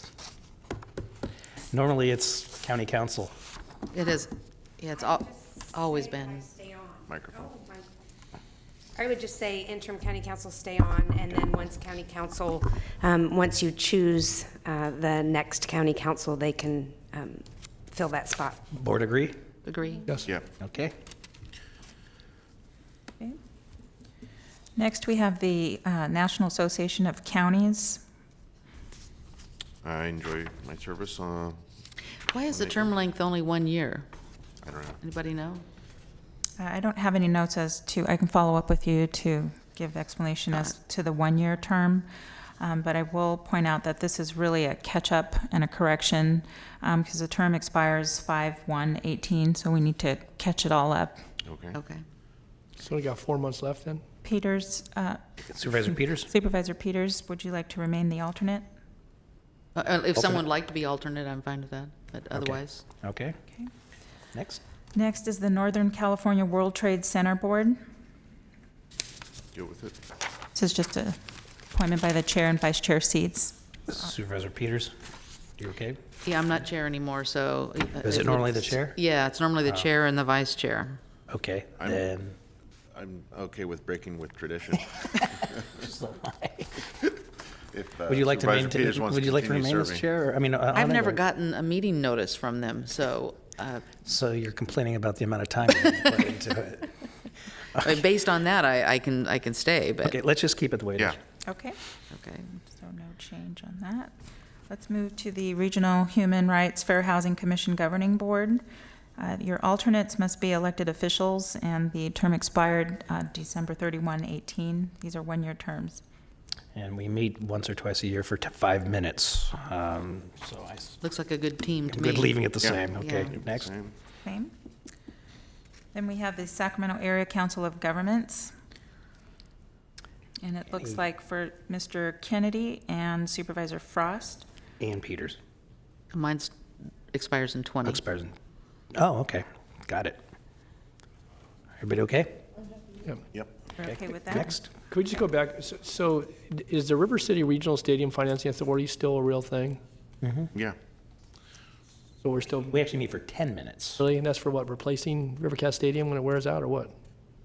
Progress reports on What? debt. Finances Oh, that- and so is payback and all that. Okay, so when that's paid off, though, then that would dissolve I would imagine it'll go away. Yeah, When does correct. it get paid It's- off? Like Yeah. soon. fairly shortly, right? I Yeah. think, yeah, Do we have somewhere a in the reserve 20s. over there do we have a reserve over there that where any money We- comes we back to the spent it. county? We We rated called that it back in the hard times, I think. we took that in 2009. About $1 million too, Okay. wasn't it? It was Yes, about that's correct. $1,200,000. Yes, it yeah. is. Okay, Safeca. All right, so for Safeca, Supervisor Cerna, your I'm good alternate. with my chief, yeah. Okay. Supervisor Natoli. Yep. You're okay. Supervisor Peters. I'm fine. Supervisor Frost. And I would like to name Keaton Riley as my alternate. Next. next would be the Sacramento County Disaster Commission, 1-year terms. Okay, it looks like this is another chair, vice chair, and It's. Rotation, It's a correct. no meeting commission. I know. So we'll just do chair and vice chair. Got that. And next is the Sacramento County Mental Health Board. Supervisor Poli, okay. If everybody's okay, we'll stay the same. Okay.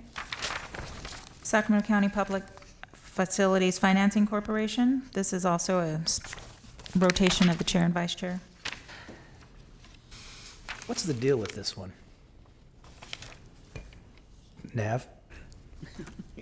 It's not very active. No, It's- I know. Yeah, it's a couple of certificates of participation we have.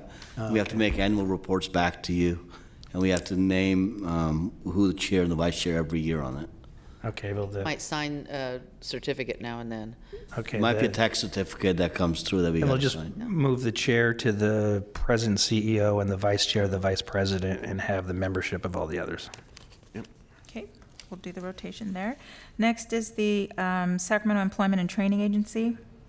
Supervisor Natoli? Yes. And I'm good if everybody else is okay with that. Yep. Okay. Thank you. Thank There's you. also another correction, if we can just go back to the Mental Health Board. Mm-hmm. The letter needs to be corrected to match the Okay, table. got it. There's a change. Okay, thank you. And then Sacramento Local Agency Formation Commission. I'd just like to point out to the board that there is a correction on your actual spreadsheet. The alternate term expires and that Cerna is sitting in that seat. The Supervisor Peters, her term expires 12/31, so her seat is still active. In 20. And then, and 20, excuse me. And then Supervisor Frost, you are sitting as a member and your term expires on 12/31/20. So the only action today is for Supervisor Cerna's seat. He's sitting as an alternate. Supervisor? I'm happy to serve as an alternate. Okay.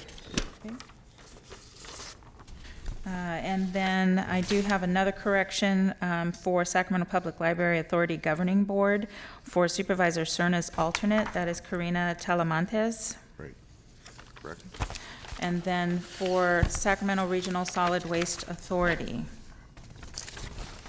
Chair is the alternate for this body. Now, I had a question about this. Is the chair the alternate by some kind of statute or rules, or is that just the customary? It's been customary. Yeah, it's Yeah, but it's because not- when we went to 4 members, we used to have 5, and then when we reduced it, we said the chair would rotate as the alternate each year, so that's, to your point, customary. Yeah. But if you'd like to remain on it, you may. Yeah, I would like to remain on it.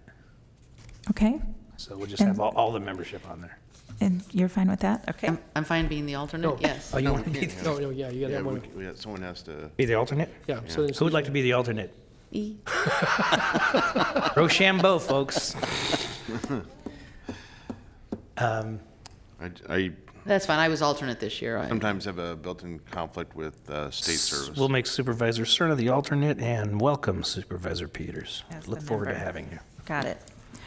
Sacramento Regional Transit District, it looks like Supervisor Cerna term is expiring, or has expired in end of December. I'd like to continue serving. Next, we have Sacramento Transportation Authority. And these, we need to reappoint for Cerna, Kennedy, and Mr. Natoli. So be it. Renewed.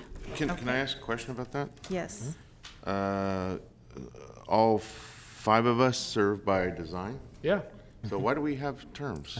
Yeah. These terms are set to, they're probably set by your electoral day. I'm not sure. I have to That doesn't double make check sense that. either. It coincides with your term. Okay, I see. You can't rotate off if you want to. Yeah. You're stuck. Okay, and that concludes where you need to take any action for the Could I- highlighted items. Supervisor Peters? Yeah, thank you. A couple of these boards, I'm wondering if we could examine whether everyone needs to go. I mean, for instance, SACOG, if one of us is missing, the other 2 or 1 inherit the power of the votes of the other people. I mean, for instance, SWA or, I'll just pick on them for the moment because it's up, but some others, can we look at whether we really have to have all 5 members or all 4 members attend? Probably a question for the bylaws of those Yeah, respective organizations, yeah. organizations. We could look at it. So SACOG and SWA, those are the ones that you want Now, us to look? SACOG already has a situation where if you don't come to a meeting, the other board members from your jurisdiction vote for you. Like RT does too. Yeah. Yeah. I just wonder whether we could take a, do you want me to tell you which ones? No, we can. No, we can do it offline. We can do it Yeah. off the rec, yeah. Yeah. I got it. Okay. I mean, I think regional sanitation and, anyway, somebody We from can talk, county yeah. council's office probably needs to look over those things. Thank you. Supervisor Natoli.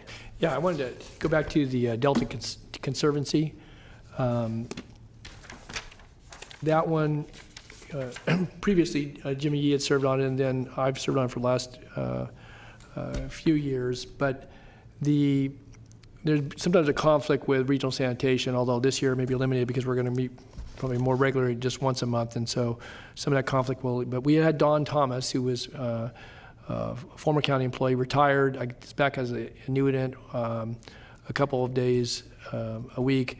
I guess I wanted to see if, again, in the event that I wasn't able to attend, unless you wanted to have a board alternate, a board member alternate. You're talking about the Delta Protection Commission? No, Delta Conservancy. It's not on there. Yeah, it's on the last I was page. looking for it on It's on here. It's on the last page, and it's two lines down under STA. Oh, there it is. Okay. Yeah, so I guess first I would say to my colleagues, if one of you want to serve as alternate to that, it's one Wednesday a month. Sometimes alternates every other month, but that or again, Don Thomas is very knowledgeable. Again, with Delta, he certainly stays very much in tune, participates in a lot of conversations with our governmental relations, and obviously with water resources staff and others. So I guess my question is, maybe this is for Tracy, that. Could he continue to serve in that capacity if no other board member wanted to be an alternate, or do we have to have, again, somebody else, to be considered? Again, So we'll work with Tracy on that. okay, all right. That'd be pretty simple. But maybe, is there anybody else like to serve as an alternate? You're all going to have the same conflict though on the regional sand day. That's the problem. So, yeah, that's where we get messed up. Let's see if we could get regional sand, so not everybody from the Board of Supervisors had to attend. That would make it easier. We need you there. So. Got all those dominoes lined up. But at any rate, so I just wanted to begin. I'm very pleased with Don Thomas. I think he's skilled. I know we've all worked with him in one form or the other. So, but if that can't be, then we need to find someone to be a backup in the event that I couldn't attend. So, okay, thanks. All right, thank you. That finishes our ranks. Let's move on to 56. Okay, for item 56, this is your nominations. You are continuing to January 29th, the Paratransit Incorporated Board of Directors, continuing to February 5th, the Casumnas Area Community Planning Advisory Council, and you're continuing to February 26th, Human Services Coordinating Council and Home Supportive Services Advisory Committee, Sacramento County Youth Commission, and the Vineyard Area Community Planning Advisory Council. And for your matters today, we have the Adult and Aging Commission. Mr. Kennedy. Chiefs are recommending Casey Simon nominate, Marshall Wilkerson, I'm sorry, nominate is not the name. Marshall Wilkerson, Mayu Carlson, and Rachel Hoskins, and continue the rest to January 29th. Okay. Carmichael Old Foothill Farms Community Planning Advisory Council, Supervisor Peters. Please continue to January 29th. Carmichael Recreation and Park District. I'd like to nominate and appoint Jack Harrison, request process be waived. Second. Unanimous vote. Cemetery Advisory Commission, Mr. Cerna. I'd like to nominate Catherine Olson. Supervisor Frost. I nominate Karen Pardiek. Okay, and then Mr. Natoli, I know you don't have applicants. Do you have a date you want to continue? Let's put it over for a month. And if I could, just on that, we had a board item scheduled. Did it come back where we were going to allocate some funding for the commission's work, and it got dropped? Did that come back on our agenda? Late last year, it was a $5,000 allocation to allow them to do some of their work, and I don't recall if that came back or not. So if you could check that, Mr. We'll check, yeah. Okay, thanks. And we'll continue mine for a month, please. Okay. And then Supervisor Kennedy. One public representative. Chiefs recommend Emily Sunahara, and continue the rest till February 26th. Okay.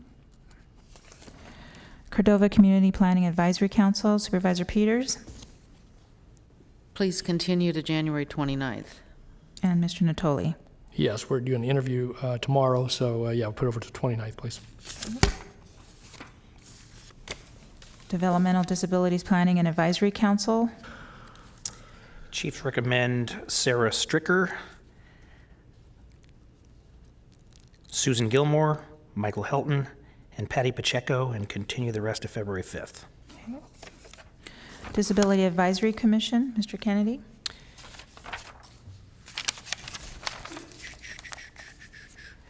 continue till February 26th. Elk Grove Consumnes Cemetery District, Mr. Natoli. Yes, thank the clerk's office for assisting with this last week. I'd like to move the nomination of the incumbent, Steve Weaver, and waive the process and appoint today if we could. So, Second. Please vote. Unanimous vote. Equal Employment Opportunity Advisory Committee, Mr. Kennedy. Chiefs recommend Edward Juarez Jr. and continue the rest of February 5th. Okay. Law Library Board of Trustees, Mr. Kennedy. Chief recommend June Coleman. Okay. Maternal, Child, and Adolescent Health Advisory Board, Mr. Kennedy. Chiefs recommend Effie Ruggles, Elaine Ellers, and continue the rest of February 26th. And then we have Mission Oaks Recreation Park District, Ms. Peters. I'd like to nominate Jeffrey Rothberg. North Highlands Foothill Farms Community Planning Advisory Council, Mr. Cerna. Please continue to February 26th. And Ms. Peters. I'd like to nominate LaShonda Barker and continue the remainder to February 26th. Public Health Advisory Board, Mr. Kennedy. Chiefs recommend Philip Summers and Kathleen Wright. Do you have a Jennifer Anderson? Got Jennifer Anderson, too. Yes, I do. I'm sorry. And Jennifer Anderson as well. Thank you. Okay. Recreation and Park Commission, Supervisor Cerna. Yes, I'd first like to thank Bob Ashton for his years of service on this commission, but I am going to nominate Lillian Allen and request to waive the process. Second. Please vote. Unanimous vote. And Supervisor Kennedy Continue to January 29th. and Supervisor Frost Continue to January 29th. and Mr. Natoli. nominate the incumbent, Dan Gonzalez. Okay. Sacramento County Alcohol and Drug Advisory Board, Supervisor Kennedy. Chiefs recommend Ricky Townsend and Walter Wyniarczyk, as well as Thomas Johnson, Paul Tanner, and continue the rest till February 26th. Sacramento County Mental Health Board. Excuse me, just on that if I could, Mr. Chair.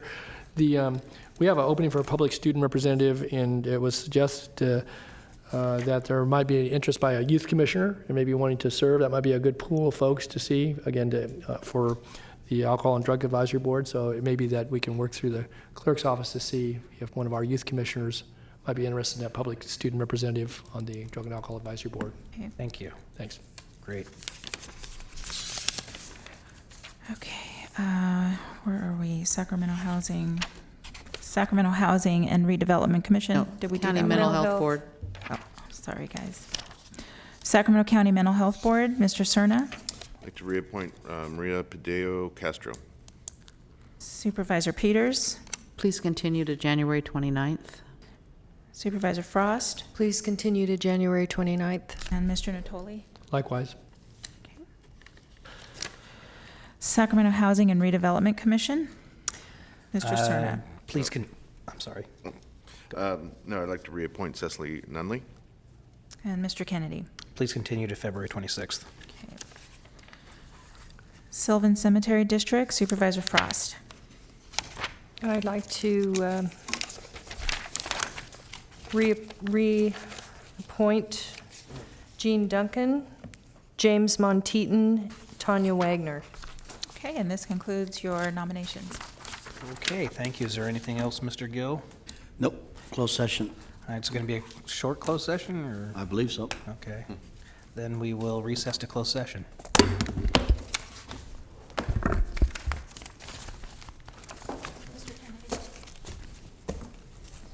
They're all like this, Tracy.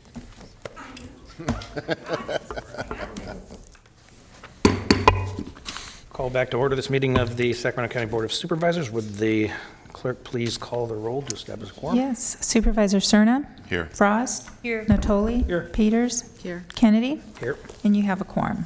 Council, we have nothing to report out of closed session, correct? That's correct. Thank you. Next item, please. Item 52 is the presentation by the Sacramento chapter of the Grand Jury Association on how to become a member of the grand jury.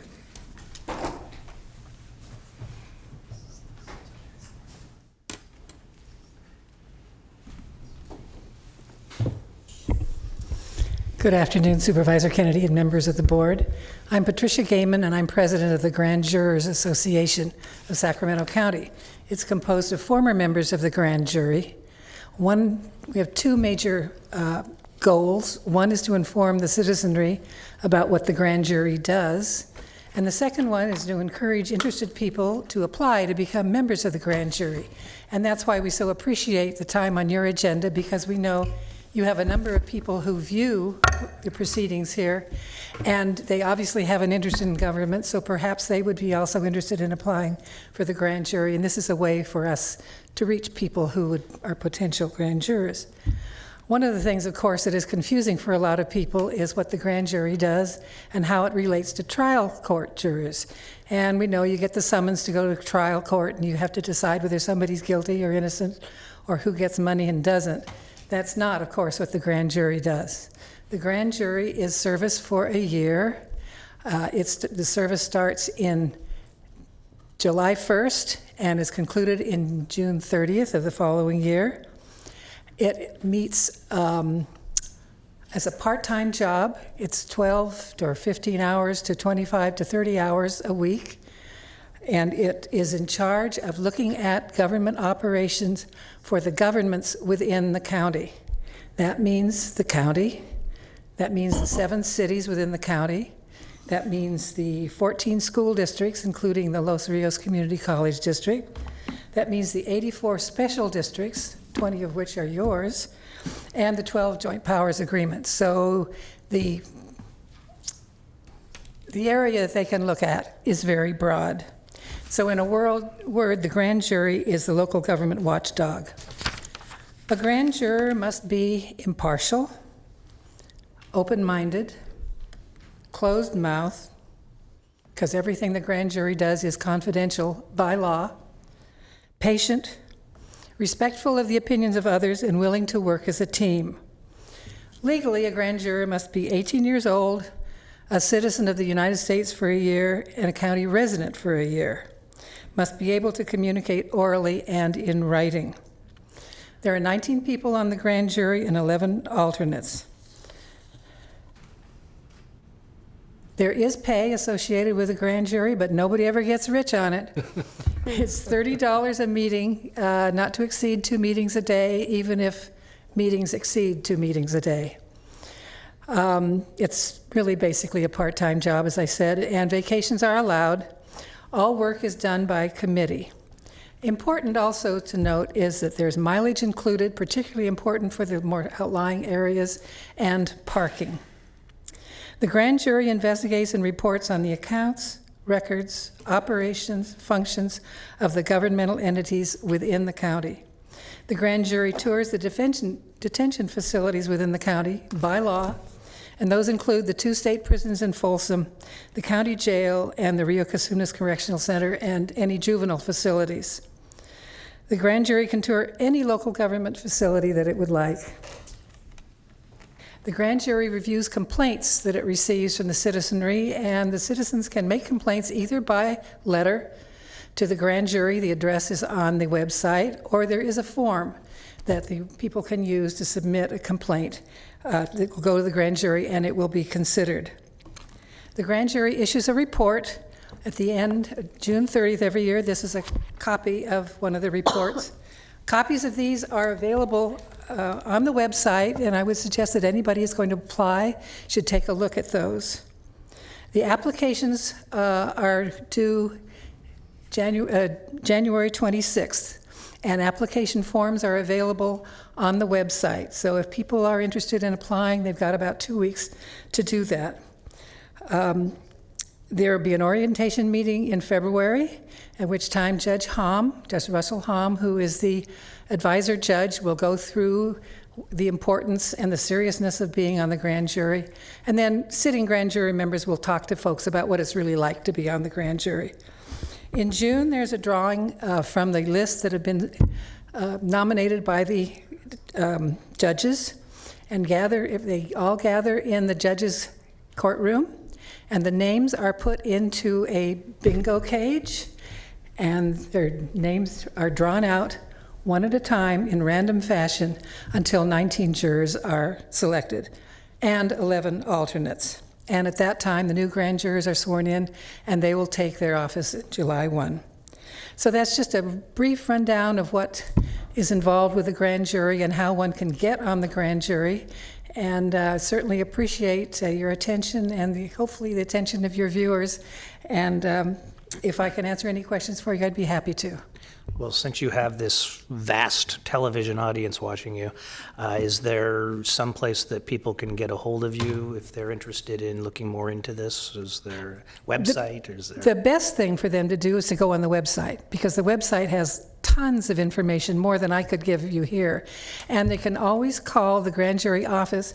Becky Castaneda is here. She's the coordinator for the grand jury, and she can, either if she can't answer the questions, she can direct to somebody. That would be the best alternative for more information. Okay, Supervisor Peters. Thank you. I don't have a question, but I just wanted you to know, in case you didn't, that I have a electronic newsletter, and I've been sending this out on my newsletter for about a month. And I appreciate it, because I am in your district, and I know, and I get it, and I appreciate it. You've done that for a number of years, and I even appreciate the fact you do it more than once, so it catches people up. And if any of you, I'm sorry I don't get all of your newsletters, but if that's anything you wanted to include, that's nice. That reaches people too. Thank you. Thank you very much. Any other questions, comments? No, good. Thank you for your work. Thank you very much. Next item. Okay, your next item is item 53. This is the Vineyard South Mining Use Permit Rezone Reclamation Plan and Development Agreement. If there's testimony, we do need to take an oath. And I'll just go ahead and do that now. Okay. Please raise your right hand, and the appropriate response is, I do. Do you swear that the testimony you're about to give this board is the truth, so help you God? If you do not swear, do you so affirm? When you get to the podium, please state your name for the record and the statement, I have been sworn. Okay. All right. So I'm going to go ahead and read this into the record. This is a use permit to allow surface mining on 8 parcels and the use of a conveyor system to transport mine materials across adjacent parcels to an off-site processing plant, a rezone of the project site, and to add the surface mining combining zone, a reclamation plan to include open space and/or non-prime agriculture as the end use of the mine, and a development agreement between the project applicant and the County of Sacramento. The project site is located at 9332 Elder Creek Road, west of Mayhew Road, east of Hedge Road, and on both sides of Elder Creek Road in the Vineyard community. The environmental document is a draft environmental impact report. Good afternoon, members of the board. Leanne Moffett, your County Planning Director, here to give the staff presentation, and I do have a PowerPoint.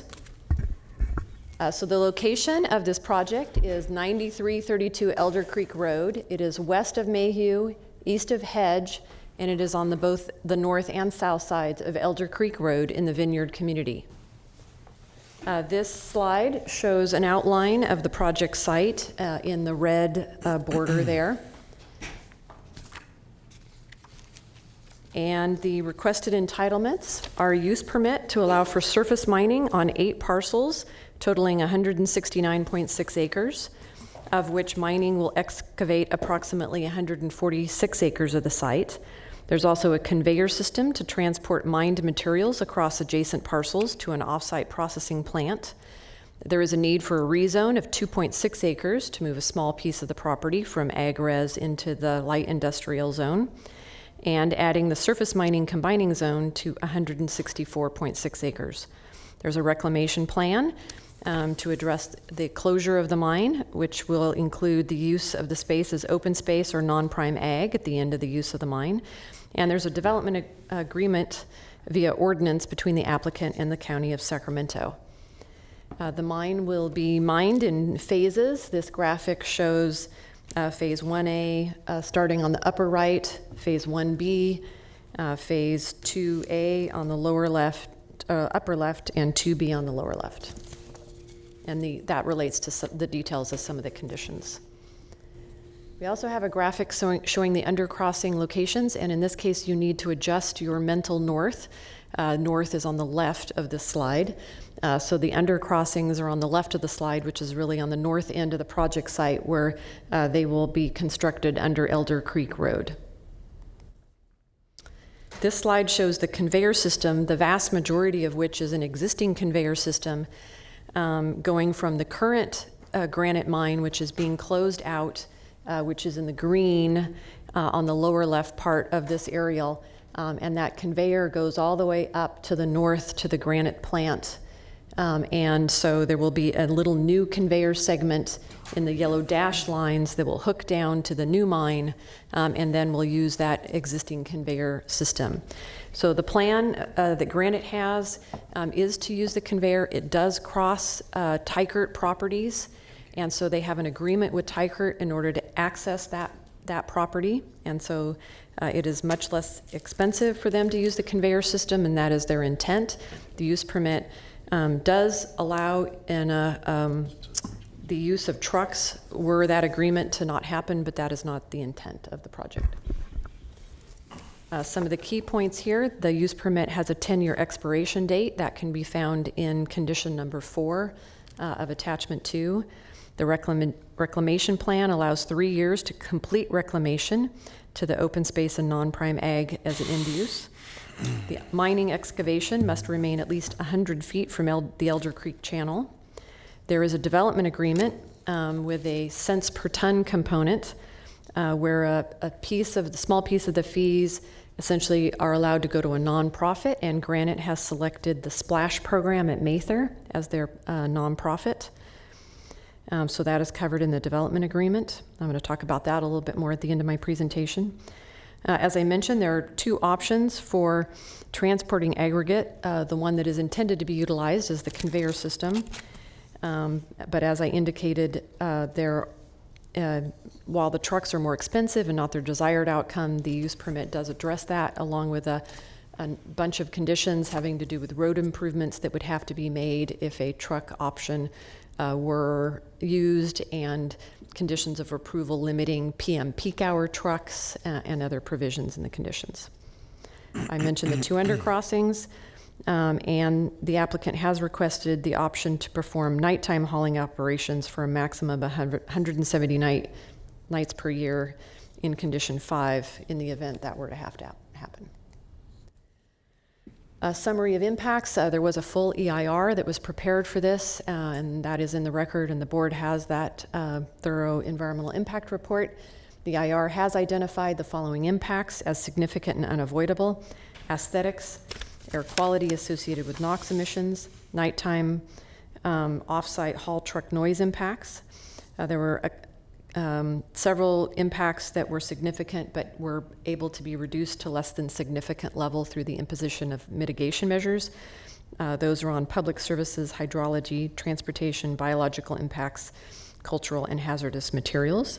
And the mitigation measures have been incorporated as conditions of approval. The Vineyard Community Planning Advisory Council recommends approval on a 5-0 vote. Staff recommends approval with conditions and findings, and the Planning Commission recommends approval on a 4-0 vote. I do also want to mention that during the briefings, there were 4 topics that came up. The first had to do with how this project relates to HCP mitigation fees, and whether, because the mine will be reclaimed, ultimately can those impacts be considered temporary. We responded to that via email late yesterday, and that's loaded onto the public information site. And the answer is no. The HCP has a definition of what is temporary, and it doesn't meet that.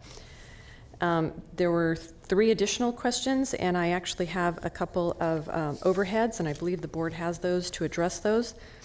The first has to do with the location of one of the homes, and the Granite has been working with a property owner on the fencing, given the proximity of that home to the mine. So we've worked with the applicant, with Granite, on a potential addition to condition number 19. I'm going to put that on the overhead now.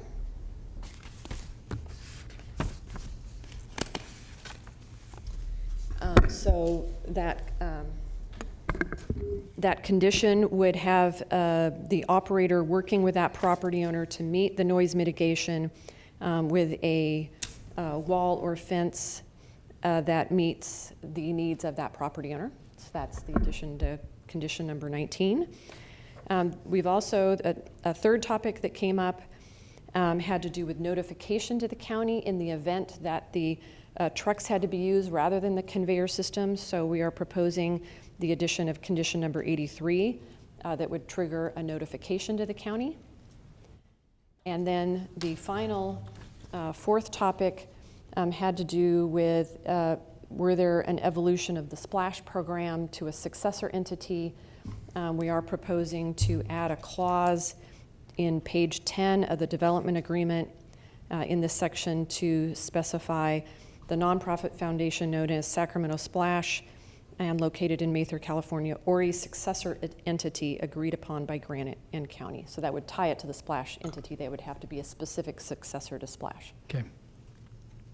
So those were the topics that came up. Are any questions? Yes, Mr. Chair. Yes, sir. Yeah, just Leanne, while you're up there, that in fact, a question just came from a colleague. There is a permitted use currently on the Southern Ninja project, the Capital Valley Paintball, which is, it hasn't come before this body, it came before the Planning Commission, I believe, or maybe the zoning administrator. What happens to that entitlement? Obviously, there's an agreement that's included in our packet with the Baines family, and in the event that there were because I understand that there might be a proposal either to relocate, which would require permitting in a different location, or in the event that they suspended operations, mined it, and then wanted to reestablish it. I mean, we have conditions in our use permits that say if you even though you're vested, but if you don't use them for a certain amount of time, then they go dark. So has that been looked at as relates to that particular use? So the use permit provisions is typically if you don't activate it within the first 3 years, it goes dark. But once you establish it and vest it, all right, then it would be vested. So it would remain in effect, and if they wanted to reestablish once it were mined, if that were agreeable to the parties, right, that could be an option. Then that wouldn't be problematic there. Right. Just the conditions would apply that were with the original use permit. If it moved around slightly, we might have to look at it and determine whether it was in substantial compliance with the original use permit. That would really be a determination that we would make at that time based on what is proposed. So it's hard to speculate about, what the parameters of that might be. But if they chose to look to relocate to another site, then they would be required, Capital Valley Paintball would be, to go through a process to then. Right. Use permits are tied to the land. They are the use of the land. They are not like a business license where they're tied to an entity. So it is tied to the physical geographic location where it exists. So if they did pick up and move someplace that's not, in the immediate vicinity where we could do a substantial compliance call, that would trigger a use permit depending on the zoning of the property that they move to. Okay. The other I just wanted to go back to, and again, I appreciate the grant representatives keeping my office informed, but as related to the amended condition number 19 that you just put up a moment ago for the Lalich property, this would be a temporary barrier, acoustical barrier. So once the mining were completed, then if there were a berm there that say I don't know if it had vegetation on it or not, but that would then come out, or what are the specificities? And maybe the applicant can respond. But this just talks about during the course of the mining, which I trust is the permit time for the 10 years for the entire permit, because there will be activities moving in and around the site. It may not be mined in that location immediately, but so this is only a temporary. So any fence that would be or barrier that would be erected would only be there for. Yeah, because the site is returning to open space and agriculture, and there's no triggering fence or wall requirement between an agricultural or open space use. So this condition is intended to be temporary. And now if both parties really wanted to leave it there, I don't know that we would force its removal. Okay. But it wouldn't be required. It wouldn't be required to. And this would be triggered when Phase 2 would be embarked upon, is that correct? Yes, it's when yes, Phase 2. Okay.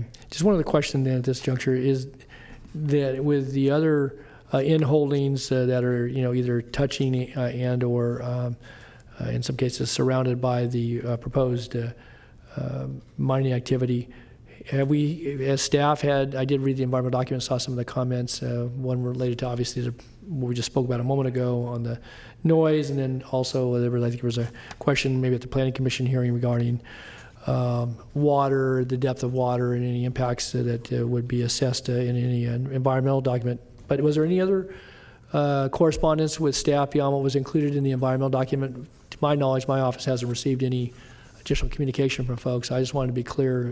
Right. I saw the CPAC recommendations and such, but To my knowledge, we've included all correspondence in the record to the okay. board. So nothing very recent. I guess I'd like to mark and surrender. There's been because I haven't received any addition, and I know that obviously the applicant has been working with identified issues as best they can leading up to this hearing. So all right, thanks. That's all I have right now. Thank you. Any other questions? Okay, would the applicant like to come forward?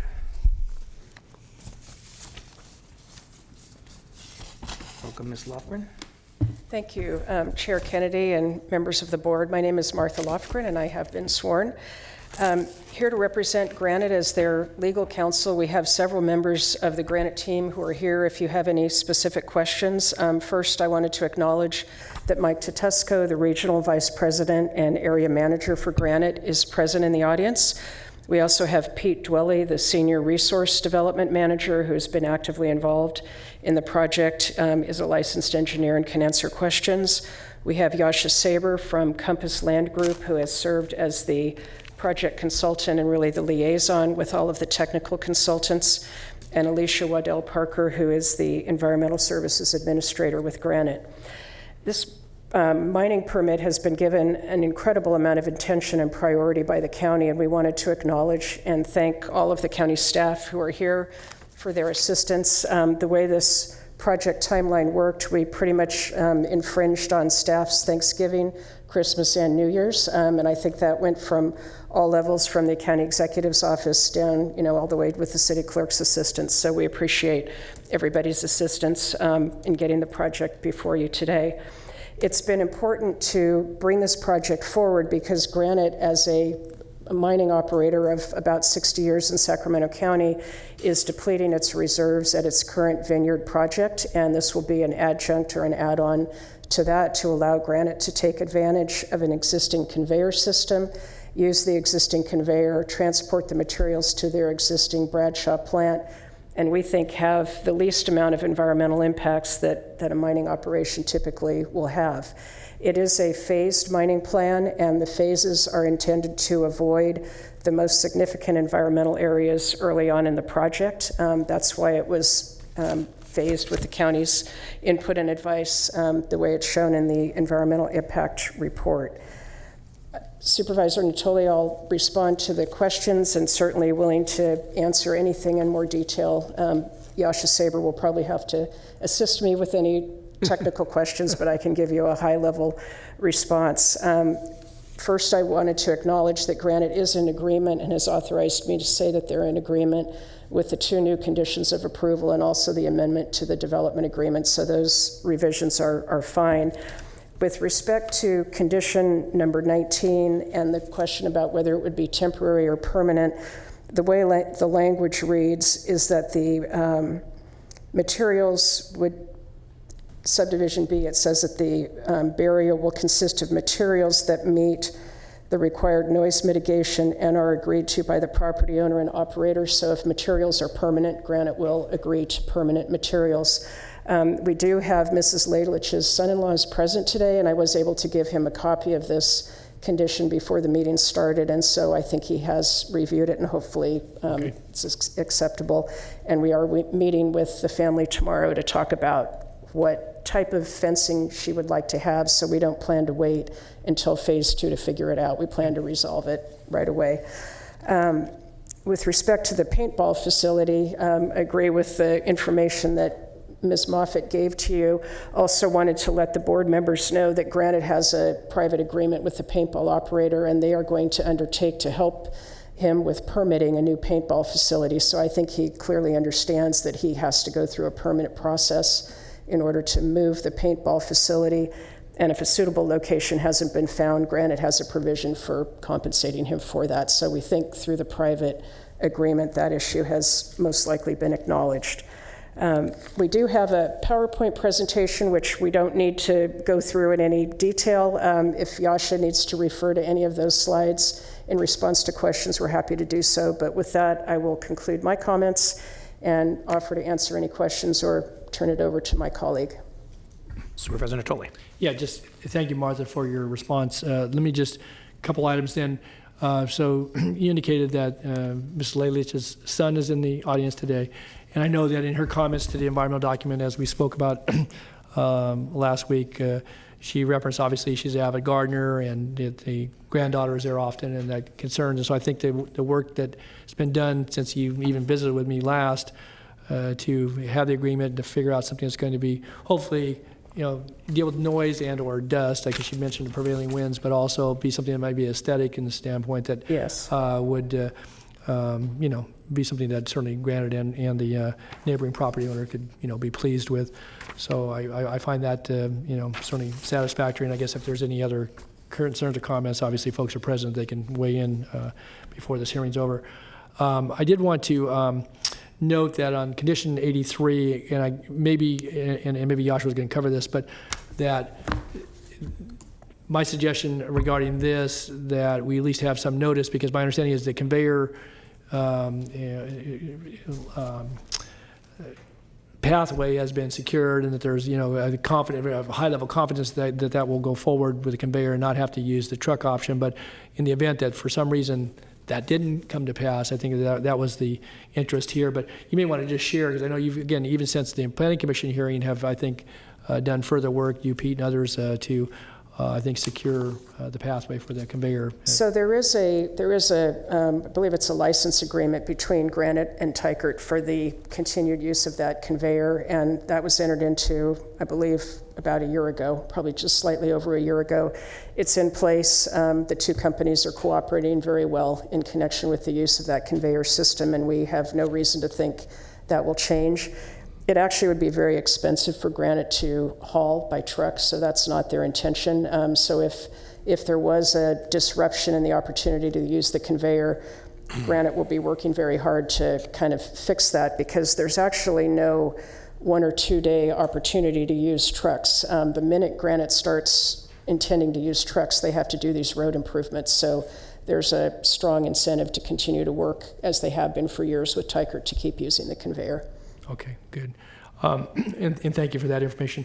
And then as it relates to the cents per ton development agreement, then all parties, I see Emily Butler here on behalf of Splash, but so all parties are in agreement that would be sufficient for any potentially future situation where those dollars would be assigned. Yes, we are. Okay, great. Thanks. That's all I have, Mr. Chair. Thank you. Any other questions? All right, we do have a speaker. Thank you. And let me remind anybody in the public, if you would like to speak on this item, fill out a request to speak and turn it into the clerk. Emily Butler.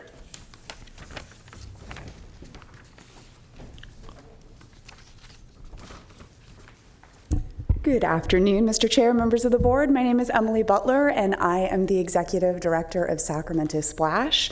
We do environmental science programs for local school children, and our outdoor classroom is the Mather Field Vernal Pools.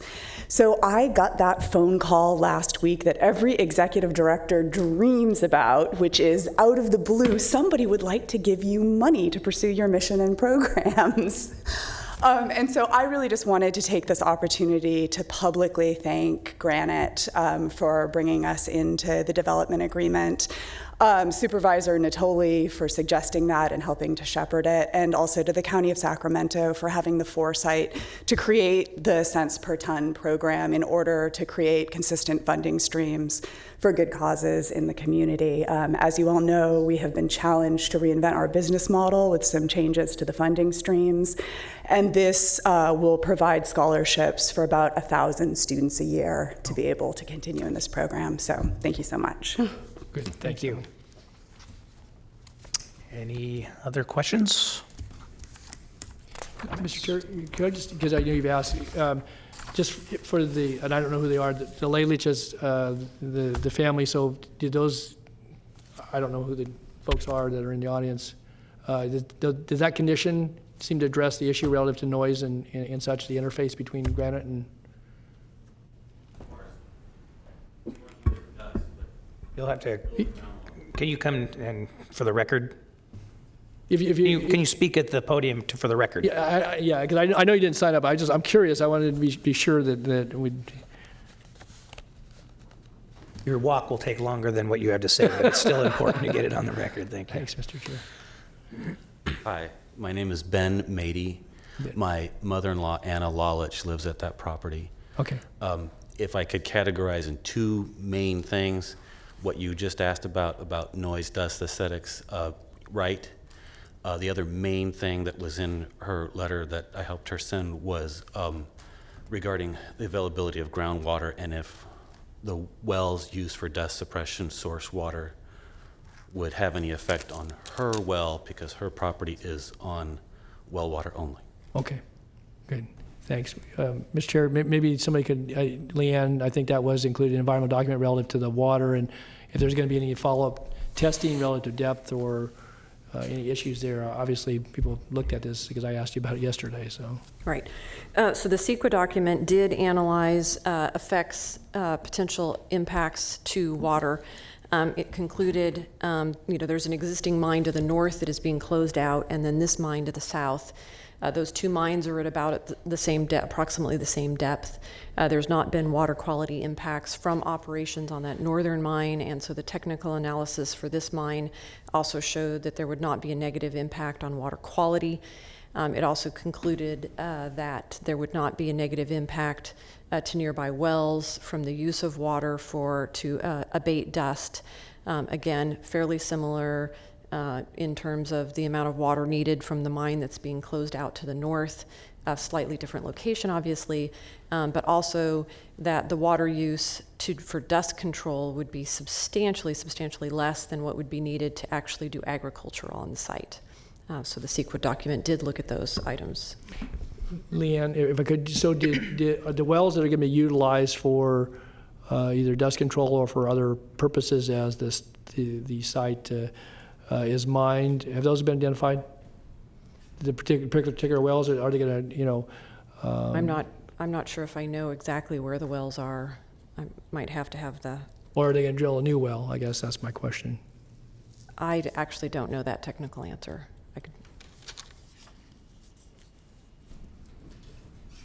The applicant representative could answer that.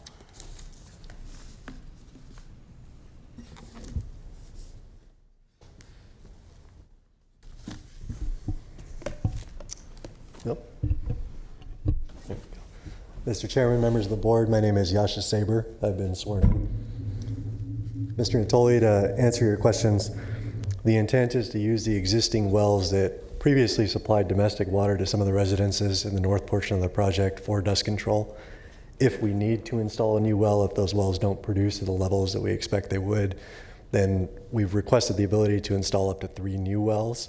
The locations of those wells would be dependent on where the operations are going to occur in the short term, and then at the recommendation of the landscape architect that we had hired to help with the landscaping, which will be put along the perimeter of the north portions of the mine for irrigation purposes. So it'll be located as close as possible to that landscaping. So you're going to use existing wells potentially, but also have retained the option of doing 3 more wells somewhere on the overall mine site. Is that? That's correct. And those wells would likely be located along Elder Creek Road in the northern portions of the mine site if they're needed. Okay. And were there estimates done relative to any drawdown as a part of to what Leanne said generally about difference between agricultural use versus what you might use for dust control or for other, purposes for, that go along with the mining of the material? were there estimates? I don't know, I didn't necessarily pick that up in the environmental document. We have an estimate of the water use associated with the project. It's approximately 15,000 gallons per day.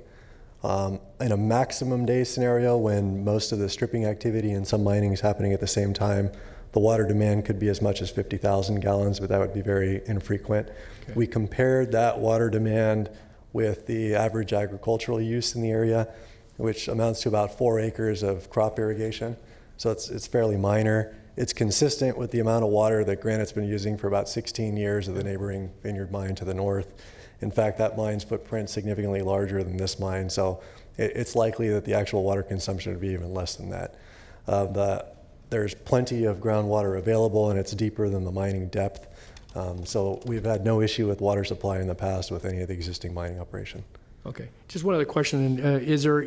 Are any of those wells either proposed and/or ones that we had used from existing on-site wells immediately adjacent to the Lalich's property on Elder Creek? It's just along Elder Creek. So when I say immediately adjacent, because if you're going to have a drawdown, I mean that could be, depending upon which wells were feeding agricultural portions of the site versus proximity, I guess, to the one referenced here. So, do you know?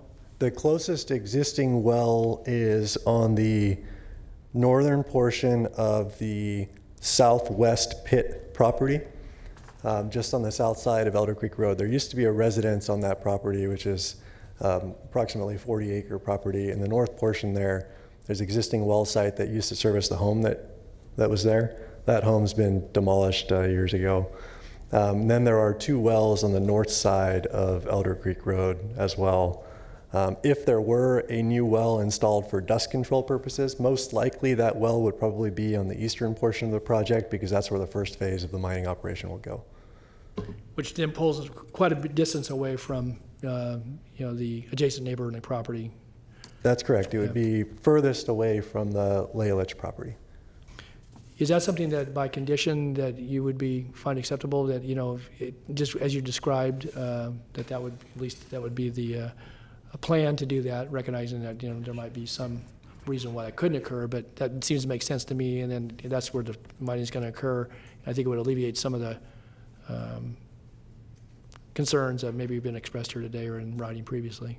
I'll need to check with my client, yeah. See if they're okay with that. Yes. Okay. Very good. That's all I have. Thanks. Thanks, Asher. Thank you. Any other questions, comments, motion?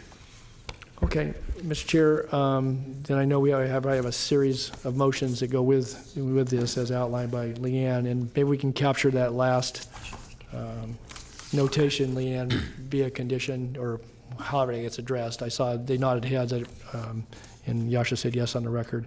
Supervisor Natoli, can I just make a quick edit? The CEQA finding should be adopted prior to certification of the AR, so that order should be, number 3 should be 1 and then drop down. So we're going to take that first? Want to take that as part of the motion then? Okay. Yes. All right, let's move that first, then I would move to CEQA. Okay, we have a motion and a second. Please vote. Unanimous vote. Okay, and then we would have the items 1, 2, 4, 5, 6, 7, and 8, which include the reclamation plan, use permit, the zoning entitlements, and all the various conditions that are attached to those that have been referenced in the hearing. And I guess maybe asking you, Krista, or relative to the positioning of the well, is that something we should embody in the by reference? I'm sorry. The last discussion we had here about the well, what change did you want? So I think the supervisor is asking for a new condition 84, directing that any additional well be located on the eastern portion of the property. Right, so that would be a new condition of the use permit. Okay. Yes. Second. All right, this motion then. Mr. Chair, before we vote, I just wanted to express my thanks, as was mentioned by our Splash representative, for Supervisor Natoli's intervention to, I think, find a really appropriate way to help address the needs of a challenged nonprofit doing great work in our community and a project applicant. It's one of those kind of rare opportunities to celebrate success on 2 different fronts. Thank you. Yeah, well, I just echo your comments about project applicant, because up until just a few days ago, in reading through the agreement, I noted it, and it was a surprise, as Emily said, to Splash as well. So at any rate, very good. Okay. And thanks to Granite and certainly our staff for all the good work. Sadly, you labor over the holidays, but I know it's important to our vitality of our community. So, All right, please vote. Unanimous vote. Okay, item 54 is the McClellan Park Special Planning Area Amendment, a zoning ordinance amending the McClellan Park Special Planning Area for properties located in the McClellan Park area in the North Highlands community. The environmental determination is an addendum to prior final environmental impact report. All right, good afternoon, Chair Kennedy, board members, Chris Pahuli with Planning and Environmental Review. I'll be providing staff presentation. I do have a PowerPoint presentation.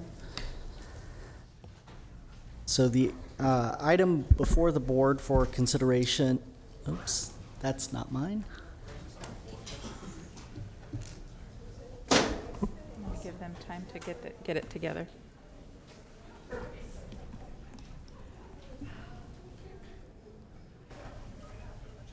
All right, I'll just launch right in. Working on it. Okay. So the item before the board for consideration is an ordinance amending the McClellan Park Special Planning Area. The McClellan Business Park LLC initiated this effort to update the nearly 20-year-old document and address antiquated uses, obsolete development standards, and recast the special planning area. The proposed ordinance contains a number of amendments aimed at providing flexibility to attract investment and tenants at McClellan Business Park, while closely aligning the SPA as appropriate with planning's current processes and updated zoning code requirements. To that end, the proposed ordinance includes consolidation of land use subdistricts, introduction of base zoning districts, updates to development standards, and various administrative process enhancements. The map that I will show in just a moment illustrates the consolidation of similar land use subdistricts for ease of administration. I think the PowerPoint gods are telling us something, Chris. Right? I think so. I think you're giving this verbally. Keep going. Keep rolling. Never let them see a sweat, Chris. Keep Oh, going. no, I got this. The amendment includes base zoning designations for each subdistrict. The amendment will allow for specific uses in the SPA to be used in determinations, and when not expressly listed in the SPA, the base zoning designations will be used to determine permitted and conditionally permitted uses. In an effort to provide greater flexibility, amendments are proposed to the SPA's development standards. Key changes include aligning walls and fencing standards to the zoning code and clarifying when upgrades to new and existing parking lots are required. Finally, the amendment brings the SPA in line with current planning procedures and zoning code processes. The amendment requires design review instead of development plan review, provides direction for development standard deviations through special development permits, and includes an administrative process for projects in the historic district. The project was reviewed by the North Highlands CPAC, Design Review Advisory Committee, and Planning Commission, all of which recommend approval of the item. Staff is recommending the board recognize the environmental coordinator addendum and determine the final EIR for the SPA is still adequate and appropriate for the amendment, and approve the ordinance to amend the McClellan Park SPA subject to findings and amended standards listed in the SPA document. That concludes my presentation. I'm able to answer any questions you may have, as well as the applicant and their representatives who are here. Thank you. Supervisor Cerna.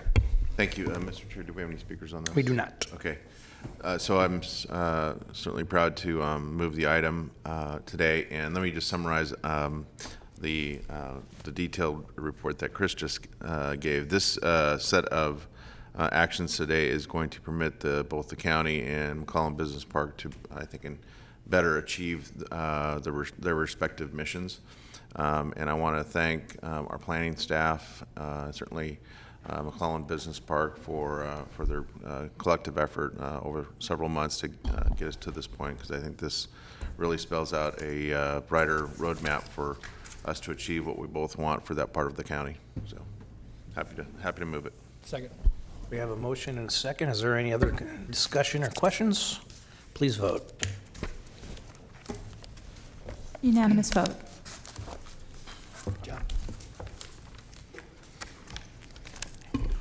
We took care of item 55 and 56, so now we're up to county executive comments. Chair Kennedy, members of the board, I have two items I wanted to spotlight for you. Both of them are going to be on your agenda on January 29th. First item is at 10 a.m. It's an update on the implementation of the Voters' Choice Act. What the board had requested once we made that shift is to come back after the election and give a status of what we learned and what kind of lessons, where we go forward with it. So that's going to be at 10 a.m. on January 29th. The second item is in the afternoon at 2 p.m. It's a report on illegal fireworks. If you recall back last summer, there was a lot of activity around fireworks illegal, and the board had inquired what options do we have in, if you will, curtailing the illegal fireworks. We've been working with Sacramento Metropolitan Fire District, who chairs the task force that looks at fireworks. They have representatives from the Sheriff's Department, all the different fire departments, and the police departments, and they monitor that. Their work in earnest starts for July 4th, the next couple of months. So the intent on January 29th is to have a presentation given to you so they can have feedback from the board on what kind of changes you would like to see on how they're administering the illegal fireworks. So those are two items that we're bringing forward to you next 2 weeks from today. Thank you. Is there anything from the board?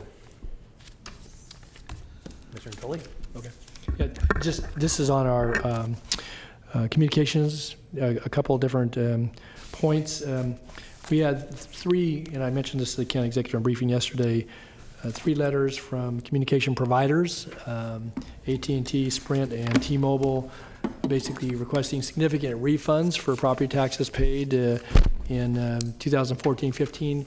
Typically, you see these communications, and then they off to the respective departments. I would ask, and obviously we would get some feedback. Maybe the board could have some communication back as to kind of what transpired. Maybe this is normal appeals in the business world, but maybe there's something else more than meets the eye here, because typically we wouldn't see these kind of come through in this bunch. Supervisor Natoli, I have spoken to Keith Floyd, who represents the assessor in our office, about these. It is not exactly routine, and there's been a statewide effort, I think, among the county councils to deal with these, and we can certainly provide information to the board as to these claims for refund. They are not routine.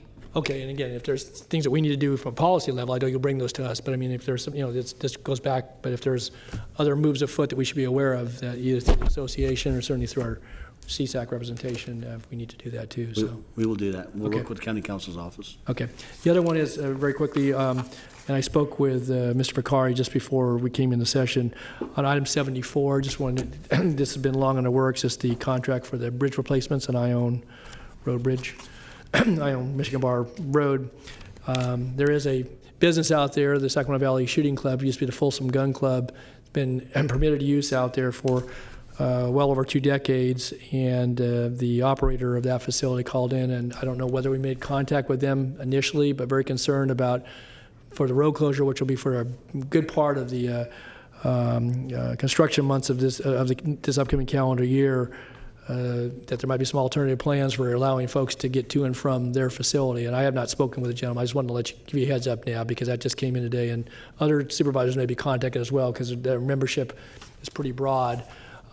What's the name of the organization? It's the Sacramento Valley Gun Club, or shooting facility.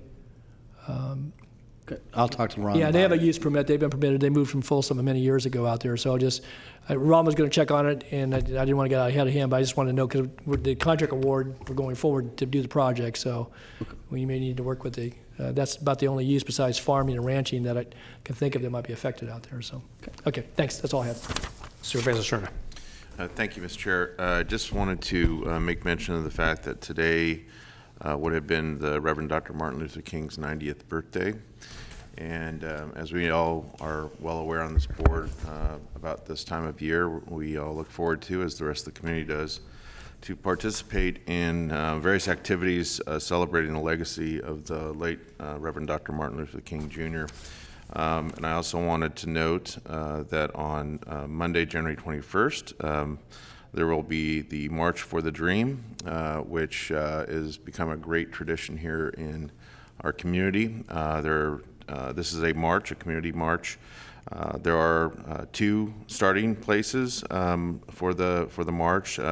One begins and is staged at 8 o'clock at the Oak Park Community Center. It's noted as the Extra Mile Start. I believe the staging begins at 8 o'clock and the march begins at 8:30. And then, of course, there's the official start that commences from Sacramento City College, and that is staged at 9, and marchers continue on towards the convention center at 9:30.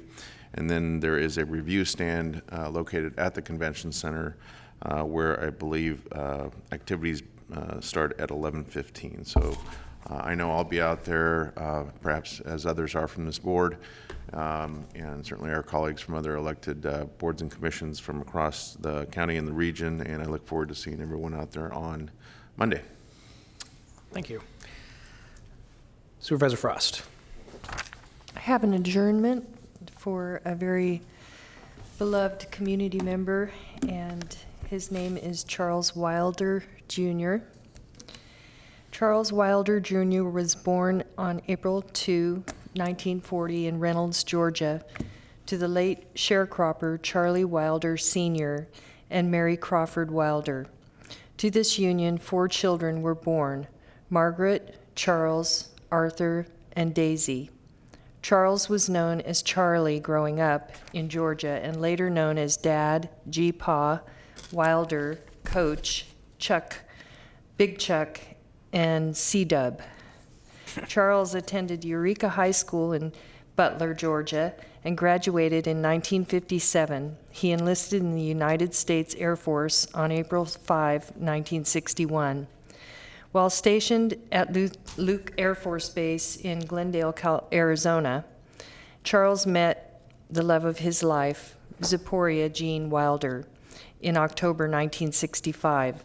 The two joined as a union on October 22, 1966, and enjoyed 52 years of marriage. Out of this union came 4 children: Sophia, Brent, Candace, and Anthony.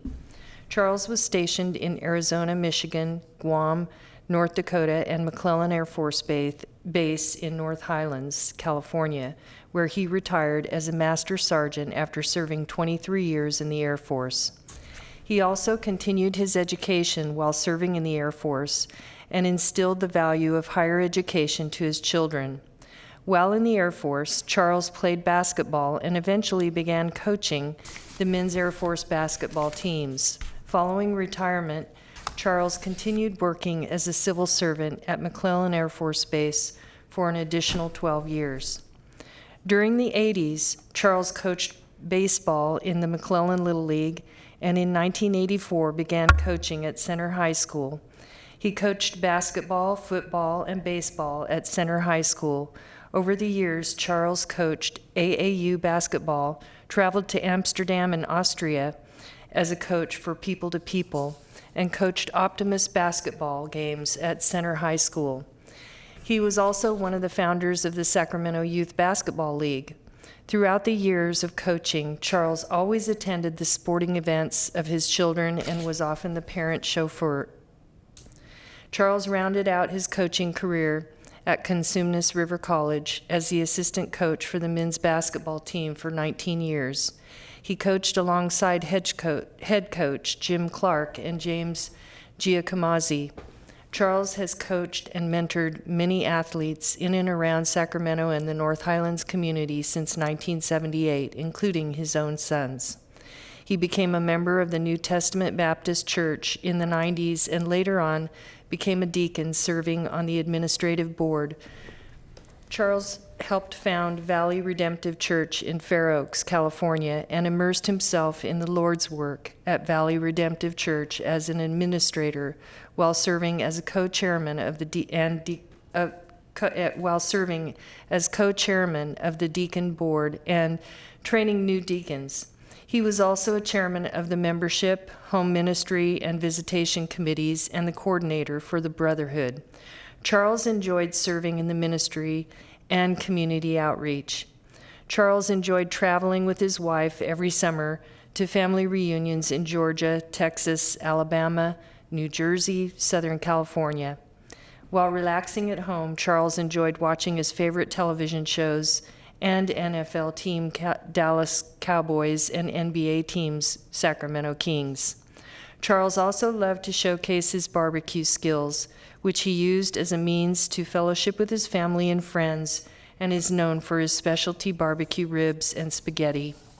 Although Charles battled with illness, he continued to serve the Lord and Valley Redemptive Church while spending time with his family. In November 2018, he was diagnosed with lung cancer, but remained optimistic and put up a good fight until the Lord called him home to rest in heaven on January 6, 2019. May he rest in peace. Thank you. And with that, we will adjourn in the name of Charles Wilder, Jr.